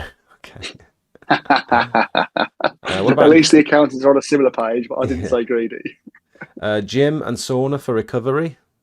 I guess not. No. Physiotherapy? In the same No. category. I'm a female window cleaner. My shoulders are aching. I just want to say to Smell, I've only been following up for a couple of weeks now, hoping to start my own pressure washing business in the new year. Just want to say huge thank you for your help and advice. Oh, that's very kind of you to say. Thank you. Not enough people talk about the stuff you talk about, that's why. I suppose, I mean, being able to have people like yourself on is like, where else can you do this? Where else can you ask a question to a fully qualified accountant that's talking about our industry? There's nowhere else you can really do this, is there? Unless you, I know, I suppose not. Yeah. you know what I mean? Thanks for the answer. I have even thought about going abroad, but never know. And yes, made total sense. Don't ask, don't get. Has anyone got any other questions for Neil regarding? Could be their business. It could be a business that they're thinking of starting in the future. It could be what's the next move for your business. Um, I guess the next move for me next year would probably looking at going VAT registered. If they don't Potentially. if they don't mess about with the VAT threshold. Potentially that. The other thing, which is a really, really big point to note, is I always ask people, what are you going to do when you don't want to do this anymore? Which is really strange to think about that when you've recently started a business, because why do I want to think about, well, I don't want to do it anymore when I've just started? But that's where we start thinking about your income sources. So a lot of my friends, a lot of my clients are in trades, as I said earlier. And one of the things no one ever talks about is what you're going to do when you don't do it anymore. And we talk about pensions, and pensions sound like they're for old people and really boring. But actually, that gives you a source of income when you've finished doing what you want to do anymore. So then somebody's counter argument to me the other week when I was doing a talk was, yeah, I know, but I'm going to pay my mortgage off. Which, okay, I couldn't disagree with them, absolutely. But your food's not free when you paid your mortgage off. Your car's not free. Your fuel's not free. Your life, you can't go to the pub for free because you paid your mortgage off. So actually, it's always worth building in and considering what you're going to do when you don't want to do this anymore, Mm-hmm. or And when you can't do it anymore. with regards to this is a question I've got. My brother is always on about pension. Get yourself a pension. Yeah, Make sure you're sorting your pension and stuff. Um, yeah, my question is, if I'm instead of our pension's risky, and instead of contributing to a pension where, as far as I am aware, that other people are then investing that money that you've given to them, and hopefully you get it back in 20, 30 years, and it's more than what you put in. But there's also a yeah. chance that it might not be. Is it not safer to put that money somewhere else and not pay into a pension? You could. Obviously, pensions are based on the stock exchange and based on stocks and shares and the performance in the markets. Okay, so in a short-term point of view, if you looked at, so I went to a talk not so long ago with the financial advisor. Okay, so we did a joint talk, and I was doing the tax bit, and he was doing the finance bit. And there was a big chart, and it was looking at, oh god, 1953 or something like that, all the way up to date. And what you saw was the markets go like this. Okay, so some days your pension's worth more, some days it's worth less. But it's all about, so people talk about investments, they talk about timing the market. Okay, so they've got in one day, bought some shares, the day after they've made 20 grand. Absolutely, like very, very, very rare. People do it, but it's very rare. But with pensions, it's timing the market. Okay, so the longer you're in the market, the better it's going to perform. It's all compound growth anyway. So you make 3% of this year. Next year, you're going to make 3% based on the 103, and so on and so forth. Mm-hmm. So, so to answer the question, it depends on personal preference. Some people will say, I'm not putting into a pension, I'm putting into an ISA. Oh, okay, no problem at all. That's absolutely fine. But if the markets outperform the interest rates, you're down. But if the interest rates outperform the markets, you're up. But there's no guarantee with either. And is it fairly safe to say that pensions have been fairly strong, in For, history? for years, Mm. for years, yeah, they've never. I mean, it's even look at you when you go back to like 2007 when you start talking about the big recession and Northern Rock and all that sort of stuff. Actually, the markets have still performed. Mm. And I'm not here to sell pensions. I'm whatever. I'm not a financial advisor, but across the board, they have performed. Could it be that a purchase in a property might be a similarly, you could be quite confident that that investment's going to pay off? Properties, yeah, it depends. A property over a long period of time would make money, but to give you an income source, then you'd probably have to have 5 or 6 properties to be able to give you the level of income you might need that you would get from a pension. So if it's a pension, you could turn around and say, well, I want to be on 40 grand a year when I'm 65. Okay, well, I've got 30 years to get there. How much do I have to contribute per month? Based on today's capital growth to where to get there. Okay, so it's quite defined. Whereas properties are different. Actually, how much, if it's based on interest rates and all that sort of stuff. But let's just say, you want to be on, 40 grand a year. Well, actually, you need to have a profits from your rental properties of, about, if you say you got four of them, £1,000 a month, haven't you? Well, or you Give or could, take. or you could get to retirement age and sell those properties and then just live off the profit, I suppose. But You it's absolutely quite a could. risk. It's Yeah, still quite a risky move, isn't it? Really? it doesn't necessarily matter what avenue you go down. You just got to come up with a plan of what you're going to do when you don't want to do it anymore. And whatever that plan is, personal preference, absolutely. Some would like rental properties, some would like pension. But the amount of people that I talk to that have got no idea Yeah. what they're going to do when they don't want to do it anymore. Because when you're employed, it's sort of covered, isn't it? It's sort of done for you. But when you're self-employed, you almost forget, oh, there's no backup plan Yeah, here. correct. And Uh, actually, I can't do this forever. But not enough people are the horrible devil in the corner going, I do this forever. mm, And all my clients, something I'm really, really big on is making sure there's a plan. Whether it's the plan that I agree with or not, it doesn't really matter. yeah, And whether it's the most tax efficient plan in the world, it doesn't matter. It's having that plan of actually somebody having that conversation going, what do I think about this? yeah. And also having a plan if you get injured or something at work. Like it's always That's good to it. have something to fall back on, isn't it? Yeah. Yeah. Matt says, is Neil accepting consultations, paid of course, or are his books full? No, I'm absolutely accepting. I'll have conversations with anyone wants to have a conversation. I'll have a conversation. It costs you nothing for a consultation. So I'll have a consultation with anybody. There you go. I've put your email address down on the screen here, so people should be able to send you an email. I thought it was probably Yeah. better than leaving your phone number on here with people blowing up your Yeah. phone. Yeah. So Yeah. Send me an email. Absolutely. Yeah. Yeah. perfect. Let me get something booked in. So people pay to join my Discord, and Craig's just brought up a good point. Is the cost of that payment £5 a month, for example? I would have thought this is all sort of for educational purposes, and the Discord is Yes, there. that'll be a business subscription. Absolutely. Yeah. Right. Yes. Perfect. There you go, guys. Subscribe below. I'm joking. Well, to say subscribe below Yeah. to save tax on it.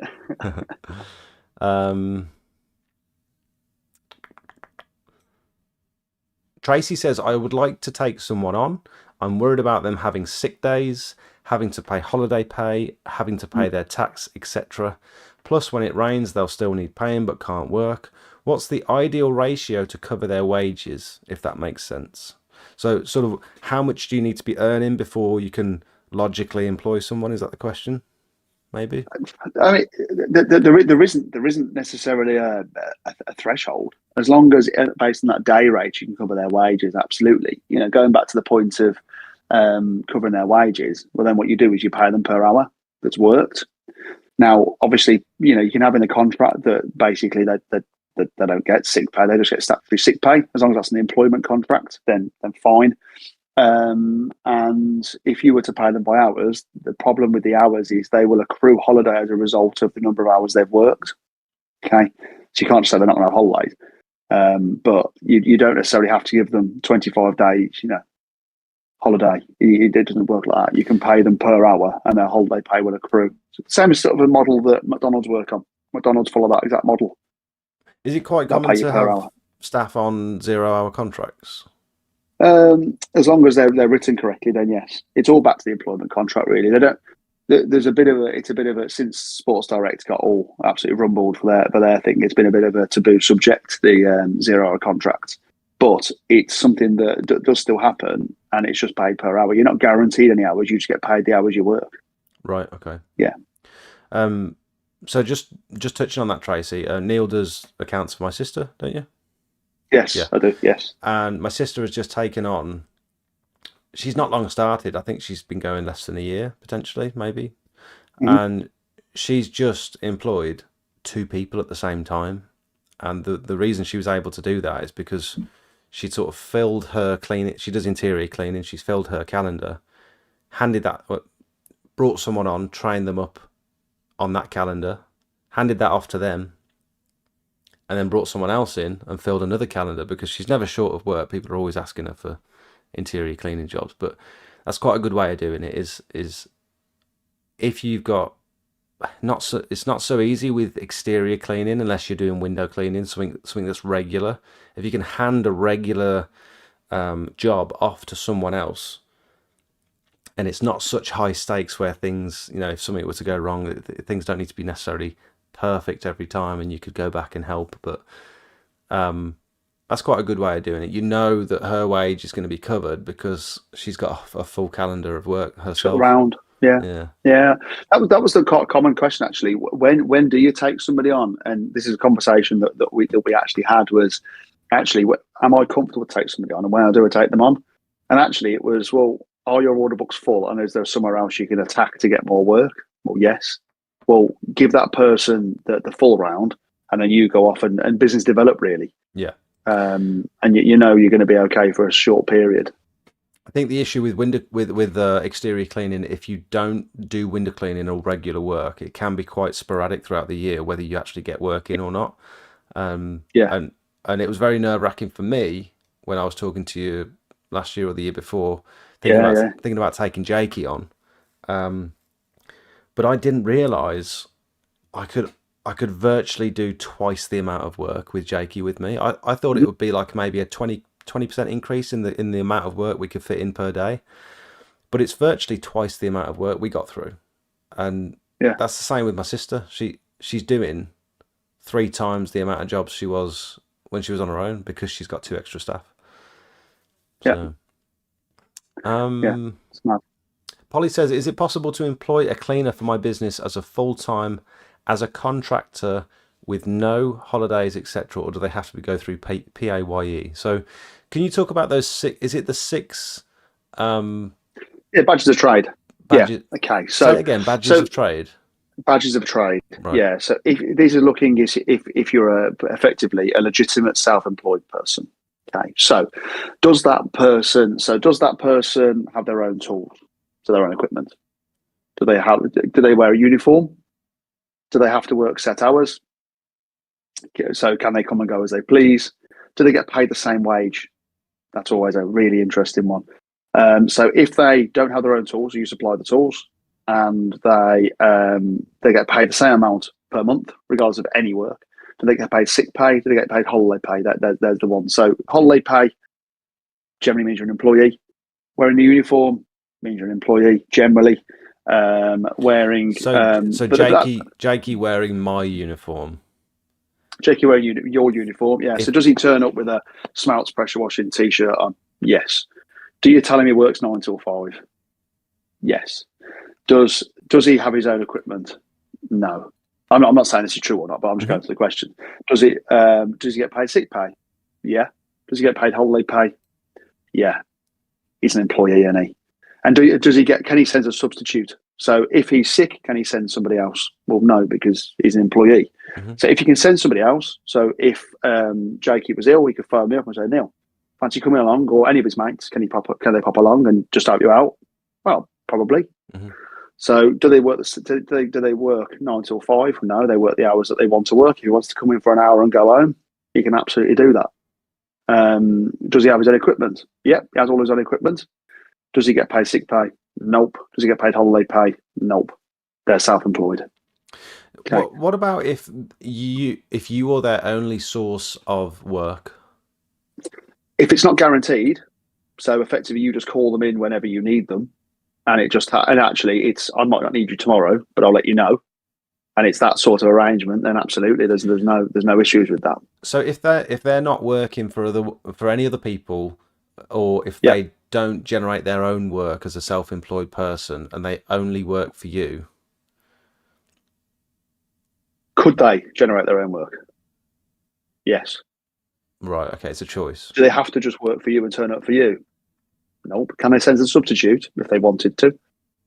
There's all those things. So it's all actually based on what does it look like? Okay. And it's a case by case basis. It's because sometimes you might wear a t-shirt because you'd want to wear a t-shirt to advertise. You don't have to wear that t-shirt, and you can turn up as it and go, come and go as you please, and those sort of things. You don't have to turn up if you don't want to turn up. You just go, well, I'm coming in today. Okay.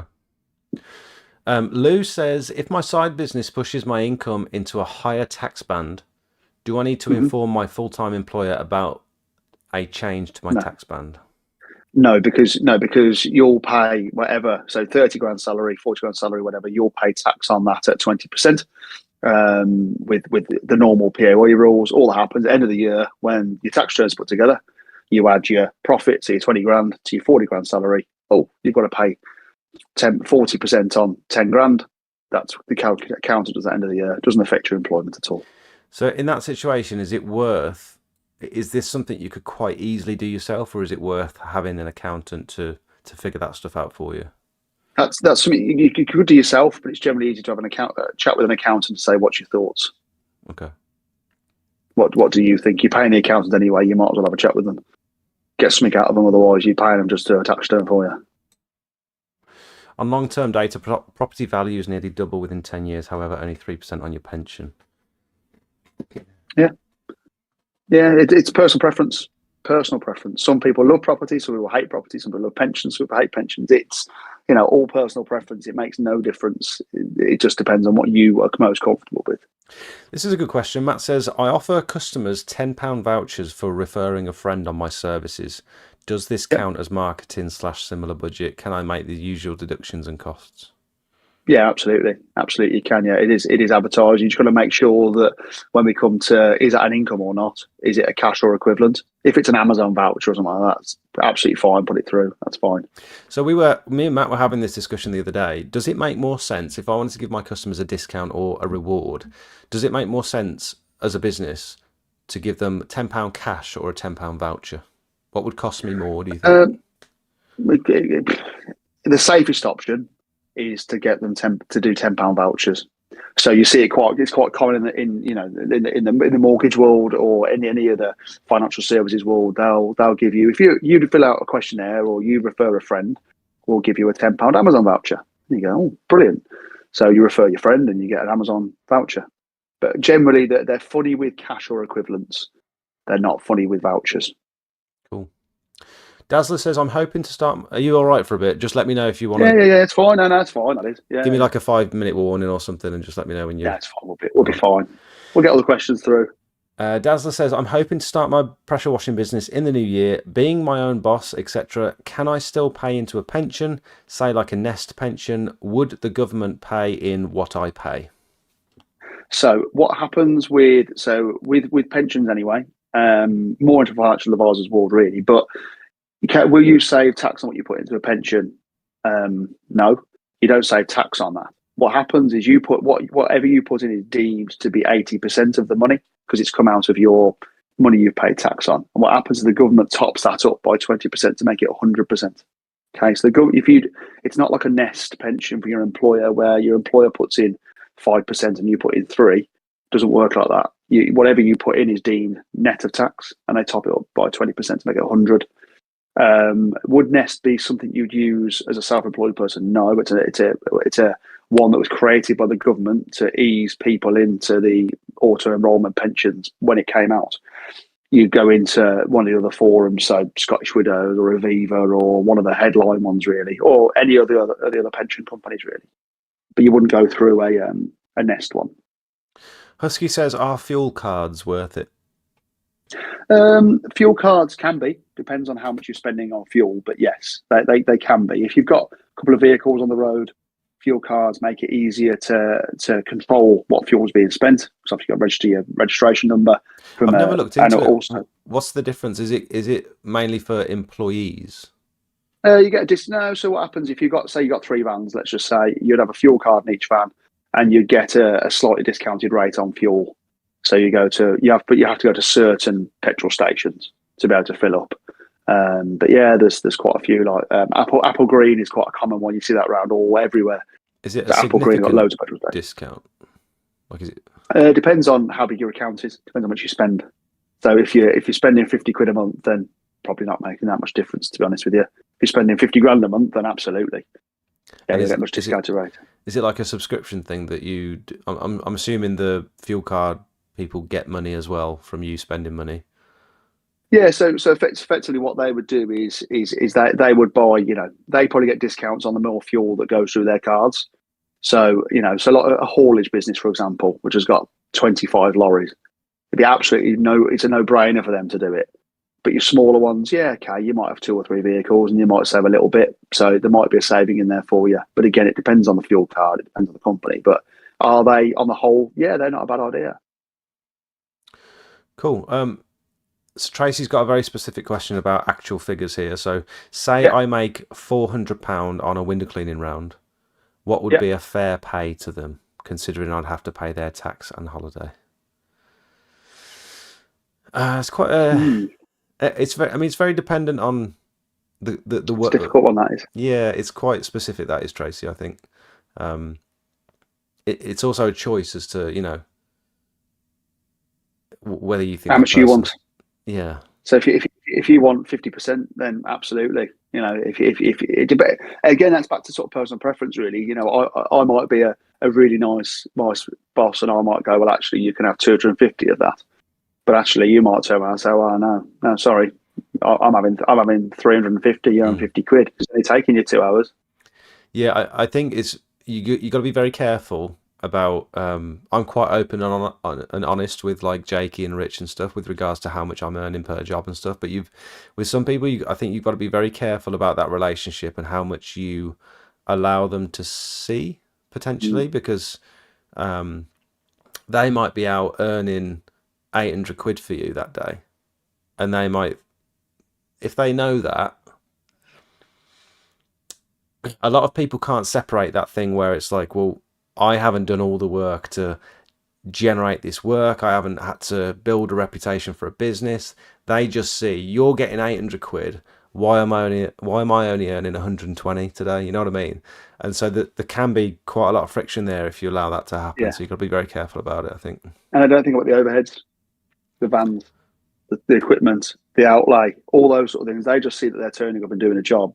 Why can't they have half the money? Well, actually, you're not paying insurance. You're not paying, national insurance. You're not paying any of those things that they don't even consider as a cost. Yeah. I filed my 2019 2020 accounts wrong, and by the time I Okay. sorted it, I got fined totaling £2,200. No tax owed. Do they stop chasing you for it after so many years, or will they keep chasing me for it? Um, Good question. So I assume they're probably late filing penalties. Now, if there was no tax owed, in reality, what was the income? I mean, it's not one for I can answer right now. But Hmm. one of the questions I'd be asking is, was there any income actually due, or was there a tax actually due to be paid? No tax to be paid means there's probably no income on there, so maybe no requirement to do a tax return. So will they keep chasing? They might not chase anymore, but it will still be sat there outstanding. And if you haven't been self-employed since, then it will probably just be cleared up with a very simple phone call to the revenue or a letter to the revenue saying nothing was required to be done. Please update your records. But if you start earning again as a self-employed person, That's then yeah, it's a line in the sand. If there's nothing due in 1920, somebody, I had one case not so long ago. Somebody signed somebody up for a UTR, so unique tax reference number, thinking they were going self-employed. They didn't. They didn't know anything about it. And they got the penalties are racked up. So they hadn't done the tax return since 2021-22. So you had 21-22, 22-23, 23-24 outstanding. None are required at all. So it was all mocked up with a very simple letter to HMRC saying these you've had tax returns registered for these. They weren't actually doing anything at that point. However, they did commence on the 1st of April, 6th of April 2024, let's just say. So the first tax return due to be filed is 24-25. So please update your records. A letter come back saying thank you very much. They've gone. so they don't guess how much you might have earned. They give you a fine of a set No, amount per year. yeah, for not filing it. Right. There's no assessments. And then if there's no tax to pay, there's no tax return due because there's no income. You just tell them there's no income, and they go, okay, no problem. Yeah. Tracy says, what if they bought their own cloth and bucket and started at different times? So if they use my van, my equipment, bring their own cloth and bucket, start at different times, end at different times, what's the advantage of taking them on the books? Seems like a disadvantage. I think that's probably one I'd have a separate conversation about. Yeah, it's getting quite specific, isn't it? Conrad says, I use my van for work and personal. Is there anything I have to do? Um, so it depends on the percentage, because sometimes it's like 98% business and 2%, I'm dropping the kids off to school on the way on the way to a job, or I'm picking the kids up from school on the way back, or whatever. Is there anything to be done? No, the private use is negligible. Okay. What if it was a slightly higher percent, say 25%, for example? Then in reality, what we should be doing is then saying, well, actually, you might fill up your van with fuel, but then what we'll do is on the tax return, just adjust 25% of that for personal use. And so we're putting it all through, but actually it's not all business. I asked you this question the other day. I think it would be good for other people to hear it as well. Is it worth me when I'm accounting for fuel and mileage? Is it worth me saving my fuel receipts and only accounting for fuel, or should I be taking down mileage and basing it off like 45p a mile, for example, wear and tear and all that sort of stuff? Or So both? from a van point of view, keep the fuel receipts, because effectively the van is a business asset, and we'd be putting through the fuel for the van. However, the grey area comes is I've got a personal car as well, and I go out quoting in my personal car. What do I do on that one? On that one, you'd be putting through the mileage. You'd be claiming mileage based on that because it'd be more tax efficient. And what would that be, about 45p a mile? That'd be 45p a mile for the first 10,000. I assume they might be doing much more than 10,000 quoted miles, but if you did, anything above the 10,000 will be at 25p. Cool. So you'd save tax based on the 45p. Yeah. What about washing work clothes and laundry, liquid, etc.? Do I keep receipts, etc.? Can I claim the monies back? Yeah. Yep. Absolutely. Is there anything else we should go through tonight? I think with regards to the budget and to the 30k threshold, all that sort of stuff, you said that it's very unlikely. Yeah. If it did happen, do we need to be worried, do you think? Because that's everyone's concern, isn't it? Like, is my business gonna fall down the pan if they lower the VAT threshold to 30%? There'll be enough time to be able to strategize a plan to work around that. Should that happen? Yeah. So I wouldn't think that the world's going to fall apart overnight as a result of it. It's something that can be strategized around, or at least look at potential options. Yes. But that'll be case by case, because everyone's circumstance will be different. Yeah. But I'll be so shocked if they actually did that. Okay. Let's do a few quick fire questions, because I'm very conscious of Neil's time. Roman says no tax was owed. They sent it to a debt recovery agent. They only wanted 1,700 quid. Bizarre. They haven't put a recovery on my earning for it. That's why I'm thinking they'll just scrap it. Potentially, they might write it off. Potentially. Tintin said my brother had a UTR, but then became employed. Told the tax office he's not self-employed. Then 3 years passed. He tried to go self-employed, but the issue with the UTR didn't match. Strange. Home Office. They probably cancelled the UTR. Actually, they probably cancelled the UTR when they said that. So you should have had to reapply. Matt says, regarding a home office, does it need to be a specific room or space, or will the laptop in the kitchen one day and then the front room the bedroom the next suffice, or a dedicated space needed? No, we just put a percentage. Just put basically what the revenue will allow through. Doesn't matter what room it is. Can I claim the money back for a dash cam? Yeah. I think that's it. Is there anything else you think would be beneficial to quickly go through before we let you go? Not at all. But any questions you get, whatever, you got an email address, just send me an email, and we can work through it. And if needs be, then set up a call and talk about the specific cases further forward. Perfect. I think you mentioned the other day, after the budget, it might be worth doing this again, just in case something drastic does change. Would you Absolutely, I think that's a great idea. Yeah. I think do one early December, and then we'll be able to actually clear up at those things that have come as a result of the result of the budget. But you watch now; it would just be income. It'd just be inheritance tax, capital gains tax, and maybe a couple of changes to some of that stuff that we don't really care about, because it's just stuff we don't really use. So I mean, touch wood. That's what I'm expecting to see. I'm not expecting to see anything drastically change, but anything mainstream. Just a few quick ones. Can I claim my action camera as a work expense because I bought it for work? Same with the drone. Yeah, absolutely. you use the drone for roof assessments and gutter and assessments. So absolutely, yeah. What percentage is fair for using your home as a work office?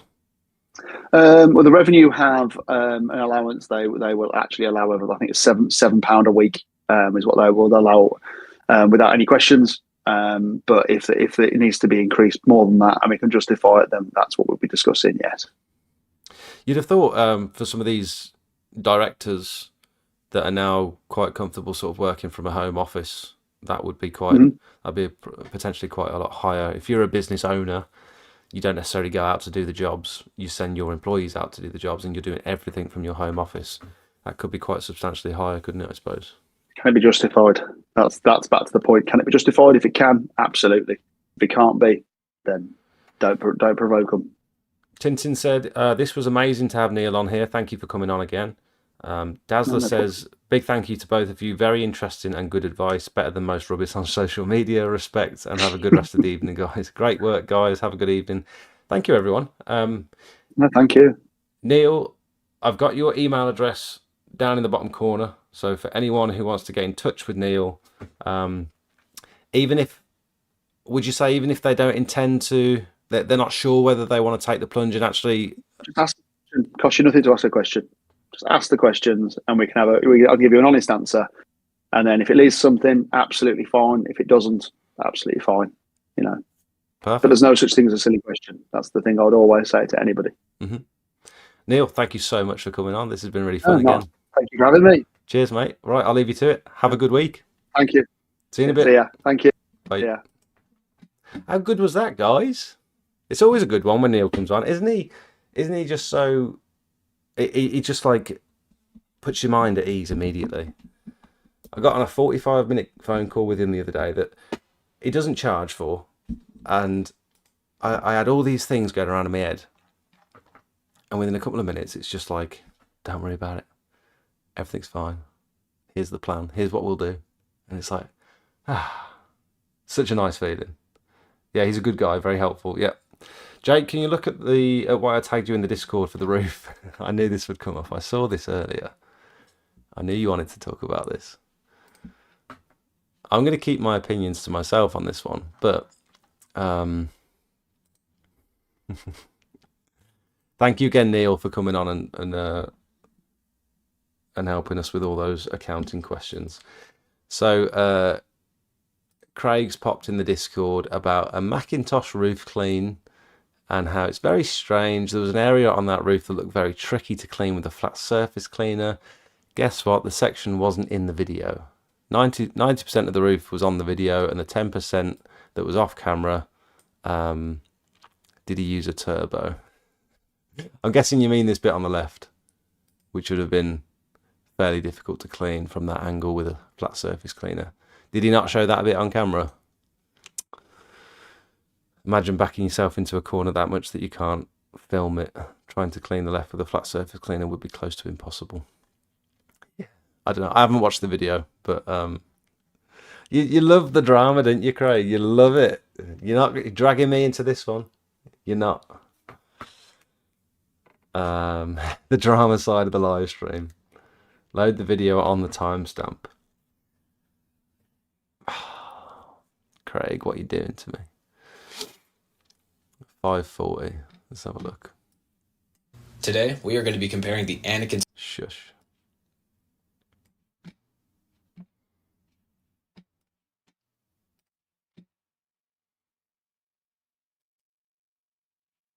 I can't listen to the music. Very satisfying.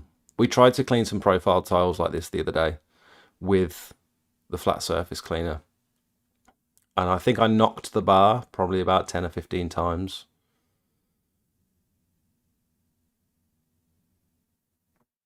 It's all clean, look. It's all clean.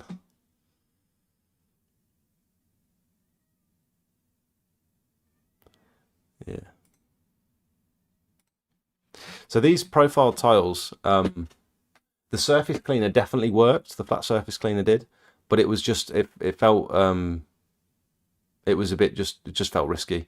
And I think what people are doing is they're putting a spacer on top of the flat surface cleaner, which raises the bar inside. And I would expect, because the nozzles are further away from the roof, you'd have to use slightly more pressure, which we were doing it the other day, and Ashley said last time he was on the live stream that he uses about 170 bar. He was a bit reluctant to say how much pressure he actually uses, but he came out eventually and said about 170 bar. And obviously his jets are slightly different to our machine and stuff, but we only use about 140 bar to 150 with a flat surface cleaner. If it creeps up past about 150, we find that we're having to push it back down again. And it does very much depend on your angle. If you're angled higher and you're cleaning down towards the roof, which we do from a cherry picker sometimes, or if you're angled a little bit lower and you're cleaning up the roof, or you've got quite a steep roof, you might find that more pressure makes it want to sort of come off the roof, whereas if you've got a little bit more weight angling down, you can get away with slightly more pressure without it messing up. But we found that about 140 bar was the sweet spot. And I would have thought if you raise that bar and pull the spacers away a little bit, well, with the spacer, you might find that you have to use a little bit more pressure to get the same cleaning power.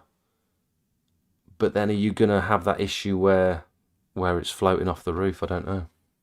I mean, to be fair, I know what you're saying, Craig, but at the same time, does it need to be in the video? Makes it a lot longer for no reason. Short, snappy videos are better. I think Craig was saying about the camera's already sort of set up on the tripod. Why not show that bit? But I agree, missing the only section that can't be done with a flat surface cleaner to save video time, keeping it short and snappy. I mean, has he backed himself into a corner here by telling you not to use a turbo on a roof? I can't imagine that he's cleaning every single roof with a flat surface cleaner and never ever using a turbo nozzle. So if you have to use a turbo sometimes, what's the justification for making videos to say don't use a turbo on a roof? You know what I mean?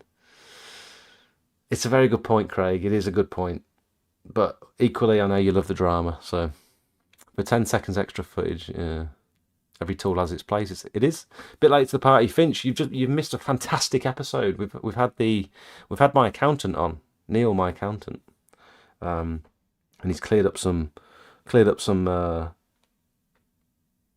misconceptions, and we've been talking about the VAT threshold and all sorts of other stuff. Okay, guys, I'm going to head off. I'm desperate for a wee, and I've got a cheesecake waiting for me downstairs. So thank you so much for watching. This live stream will be uploaded in the next hour or two after I click the end button, so you'll be able to watch it again if you joined at the end like Finch did. No video this week, but I'd very much appreciate it if you were to go to my channel and have a little look at some of the other videos that I've posted recently, because there's been some real good ones. So a couple of roof cleaning videos, some quite interesting work we've been doing recently. So I will just say we've been trying a new strategy this week that we spoke about last week, about free gutter inspections to anyone within a 10-mile radius of Redditch, and with the goal in mind that we would try and convert at least 50% of them into paid gutter clearances, and hopefully convert at least 2-3% of them into actual roof cleans. So far today, we did Neil's gutters. So Neil was just on today. He asked us to do a gutter inspection, and he's gone ahead with the work. So he wants that doing on Thursday. I think we're getting booked in for Wednesday or Thursday. I can't remember. So Neil said yes, because they were full. We've had the other three have all said yes to having their gutters cleared, because again, they're all full. One of them is talking to us about a roof clean. They suggested it. I didn't even bring it up. They just said, is it worth getting the roof cleaned? And another one who I suggested, we're offering free gutter inspections until Christmas. He got in touch to have his driveway cleaned. He said, we're now offering free gutter inspections. He said, oh, the gutters need doing actually. Do you want to just book me in for that? So that was like 85 quid straight away. So 4 or 5 totally free gutter inspections. I only posted it on Thursday, Friday last week. Have converted into definitely £300-400 worth of work, plus the potential of a roof clean, which minimum charge £700. So far this has been 100% successful, and we're only about 4 days in. We've had a long weekend where I haven't really done any work, and so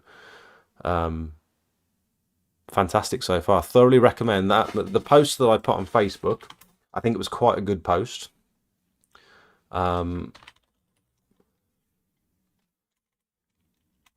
Smells pressure washing. So I did one, and I got an inspection. I got someone to fill out the form pretty much immediately as I posted it. So this one, this photo is Gutter Vacuum Systems photo. So they've got a bunch of photos in an album on their Facebook page to help anyone who's starting their business. And I messaged them and said, look, I know I'm not starting, but do you mind if I use this photo? Because I think it's a really good one to demonstrate the service. And they said yes. So free gutter inspections. There's a form here that pre-qualifies people. So I don't want just anyone filling out this form.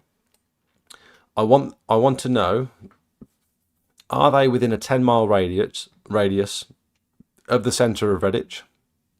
I can't remember how Rich got this photo for me, but Rich managed to get like a perimeter and then screenshotted it and sent it for me. So this is quite a good way of pre-qualifying people to make sure they're in my area.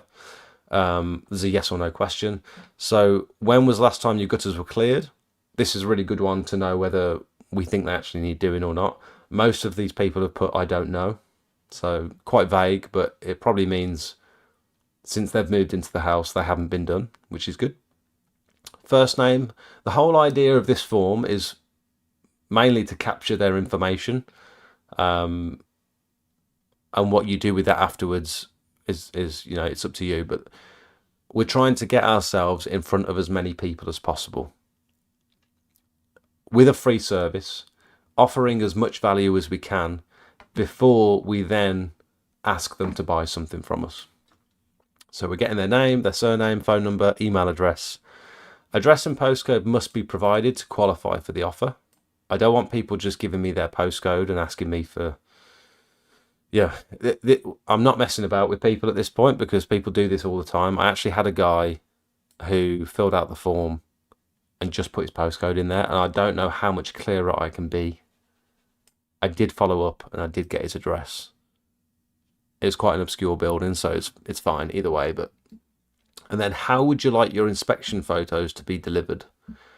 This was more for me to say, how would you like me to get in touch? Do you have WhatsApp is what I wanted to know, because my preferred method is WhatsApp. And then comments. So this is a good place for them to say, I don't know if, they've not been cleared out since I've been at the property. Access is pretty decent. There's a drip at the back. Like I've had quite a few saying we've got a leak. I'm not sure if they're full. They might be. And then I'll be in touch. Please keep in mind that you wouldn't necessarily need to be home for us to carry out the inspection, providing that we have access to the front and rear of the property. What I'm trying to avoid here is people giving me a time that they can do. Like, this is a free service. I'm not really interested in trying to work around you. I will be there on Monday. Leave the gate open if you want us to do the inspection, sort of thing. So I've got in touch with them saying, look, Monday would be good for us. Can you facilitate that? I don't want to be organising times and dates for people. This is a free service. Take it or leave it, sort of thing. And then after completing the form, we'll be in touch to organise a date and time that suits you. It's more a date and time that suits me, to be honest. But this is a pre-qualification form. This will weed out anyone that I don't necessarily want to get in touch with, mainly because of location, but also they're not commenting on my Facebook post. They're not sending me DMs. They're not sort of chances. If they're going through this form and taking the effort to fill it out, it means they're actually interested, and it means they might have already noticed a problem up there, which means they're more likely to need the gutters clearing out. So this is working really well for me so far. I thoroughly recommend other people try this as well. I understand I've got the advantage of a decent reach on social media. I understand that, and so you might have to work a little bit harder to get people to actually fill out the form for you. But I think I'm going to offer this as a standard going forward. I think it's been so successful so far that there's no reason not to offer this. If you can put a day aside, or even just a morning aside, we've used this camera today, this one that I'm streaming on.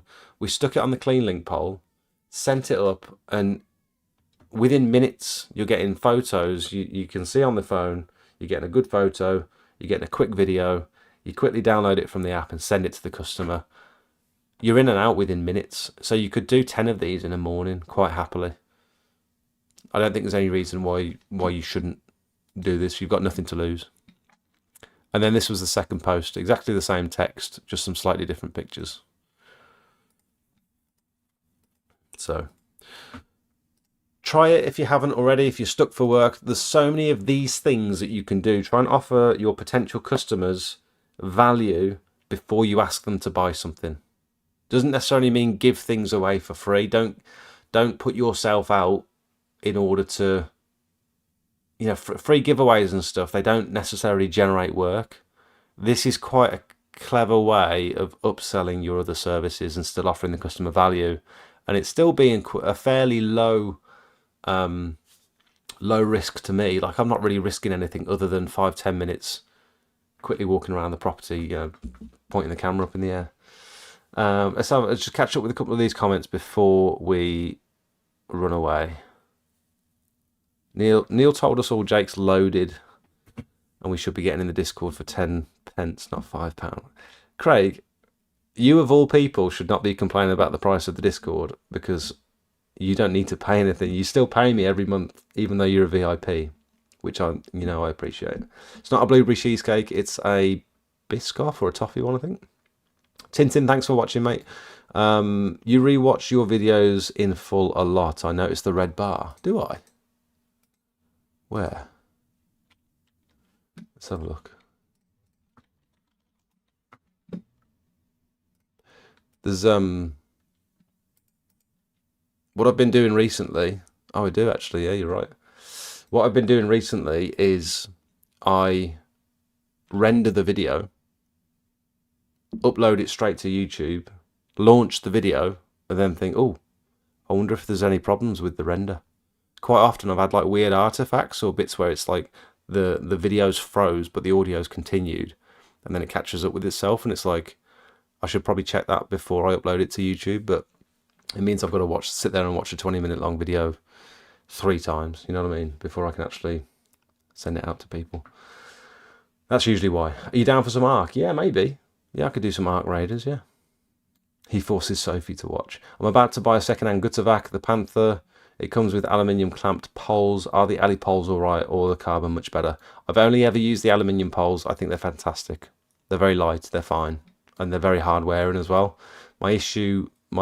The issue I can see with carbon poles is potential damage, and they're not cheap. So if you do fray them, if you do split them, if one drops and the corner splits, you're less likely to want to replace it because they cost a lot more money. What camera do you use for the inspection? It's that DJI Action 4, which is this camera that I'm using now, which is like you can see in very, very low light. It's real good footage. Top stream, thanks. No worries, mate. Thanks for watching. I don't post on Facebook, but I have had inquiries through Facebook every day recently. Very strange. That is strange. Are there any other services you would be interested in at the bottom of the form? That's a good idea. Oh, that is a good idea, Craig. So at the minute, I've only got it in here. It says at the end, winter services. I've got it there.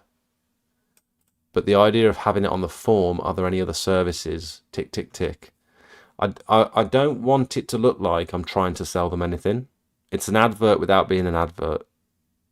The more stuff like that you put in, they might think, oh, he's going to try and sell me on the day. He's going to turn up and he's going to try and sell me. And that's not what I want. I just want my free gutter inspection. That's what I kind of like. I like, you know, here's your photos. Let me know if you want me to clear them out for you. Happy to give you a quote. And then they ask for the quote for the gutters, and it's like, we could charge you 120 quid for the gutters, or we could just clean the roof and save the cost of having the gutters done again next year and the year after and the year after. You know what I mean? Craig gets the credit sad times. Don't give me credit for Matt's work. We need a Discord tab for gaming. Black Ops 7.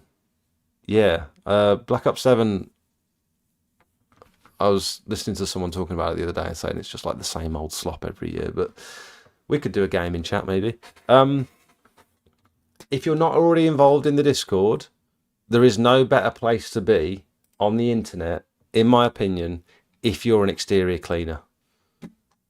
Get involved. We talk. We help you. We help you go through all your quotes. We help you identify different services. So who was it earlier? Oh, it's blanking out his name now. But is it Jorgi? He was asking if this was concrete or granite, and I think it's a granite effect concrete that has been quite heavily weathered, because it does look a lot like granite when you zoom in. But I think it's just the aggregate, the stones and the sand in the mix are sort of worn away, and it's leaving you with the aggregate there. Also, granite is a lot more sparkly than this, and it doesn't wear like this. Granite is incredibly hard. Even the composite granite is incredibly hard, and so you wouldn't necessarily see erosion like this. So I'm quite happy to say that those are concrete. But we'll help you out with all this sort of stuff. We've got a deals and discounts section. We've got a logo and branding section, chemical chat, pricing and value. We've got repointing. We've got sealing, roof cleaning, wood care, gutter clearing, render cleaning, all this sort of stuff. So if you want to get involved in the best exterior cleaning community out there, you can join using the button below. Circle members and above get access to the full Discord. On YouTube, go through YouTube. Valuable tonight as usual. Thanks, mate. Right, and I'm desperate for a week. I've got to go. Have a good night, guys. Enjoy the rest of your week. Make that money. Do something you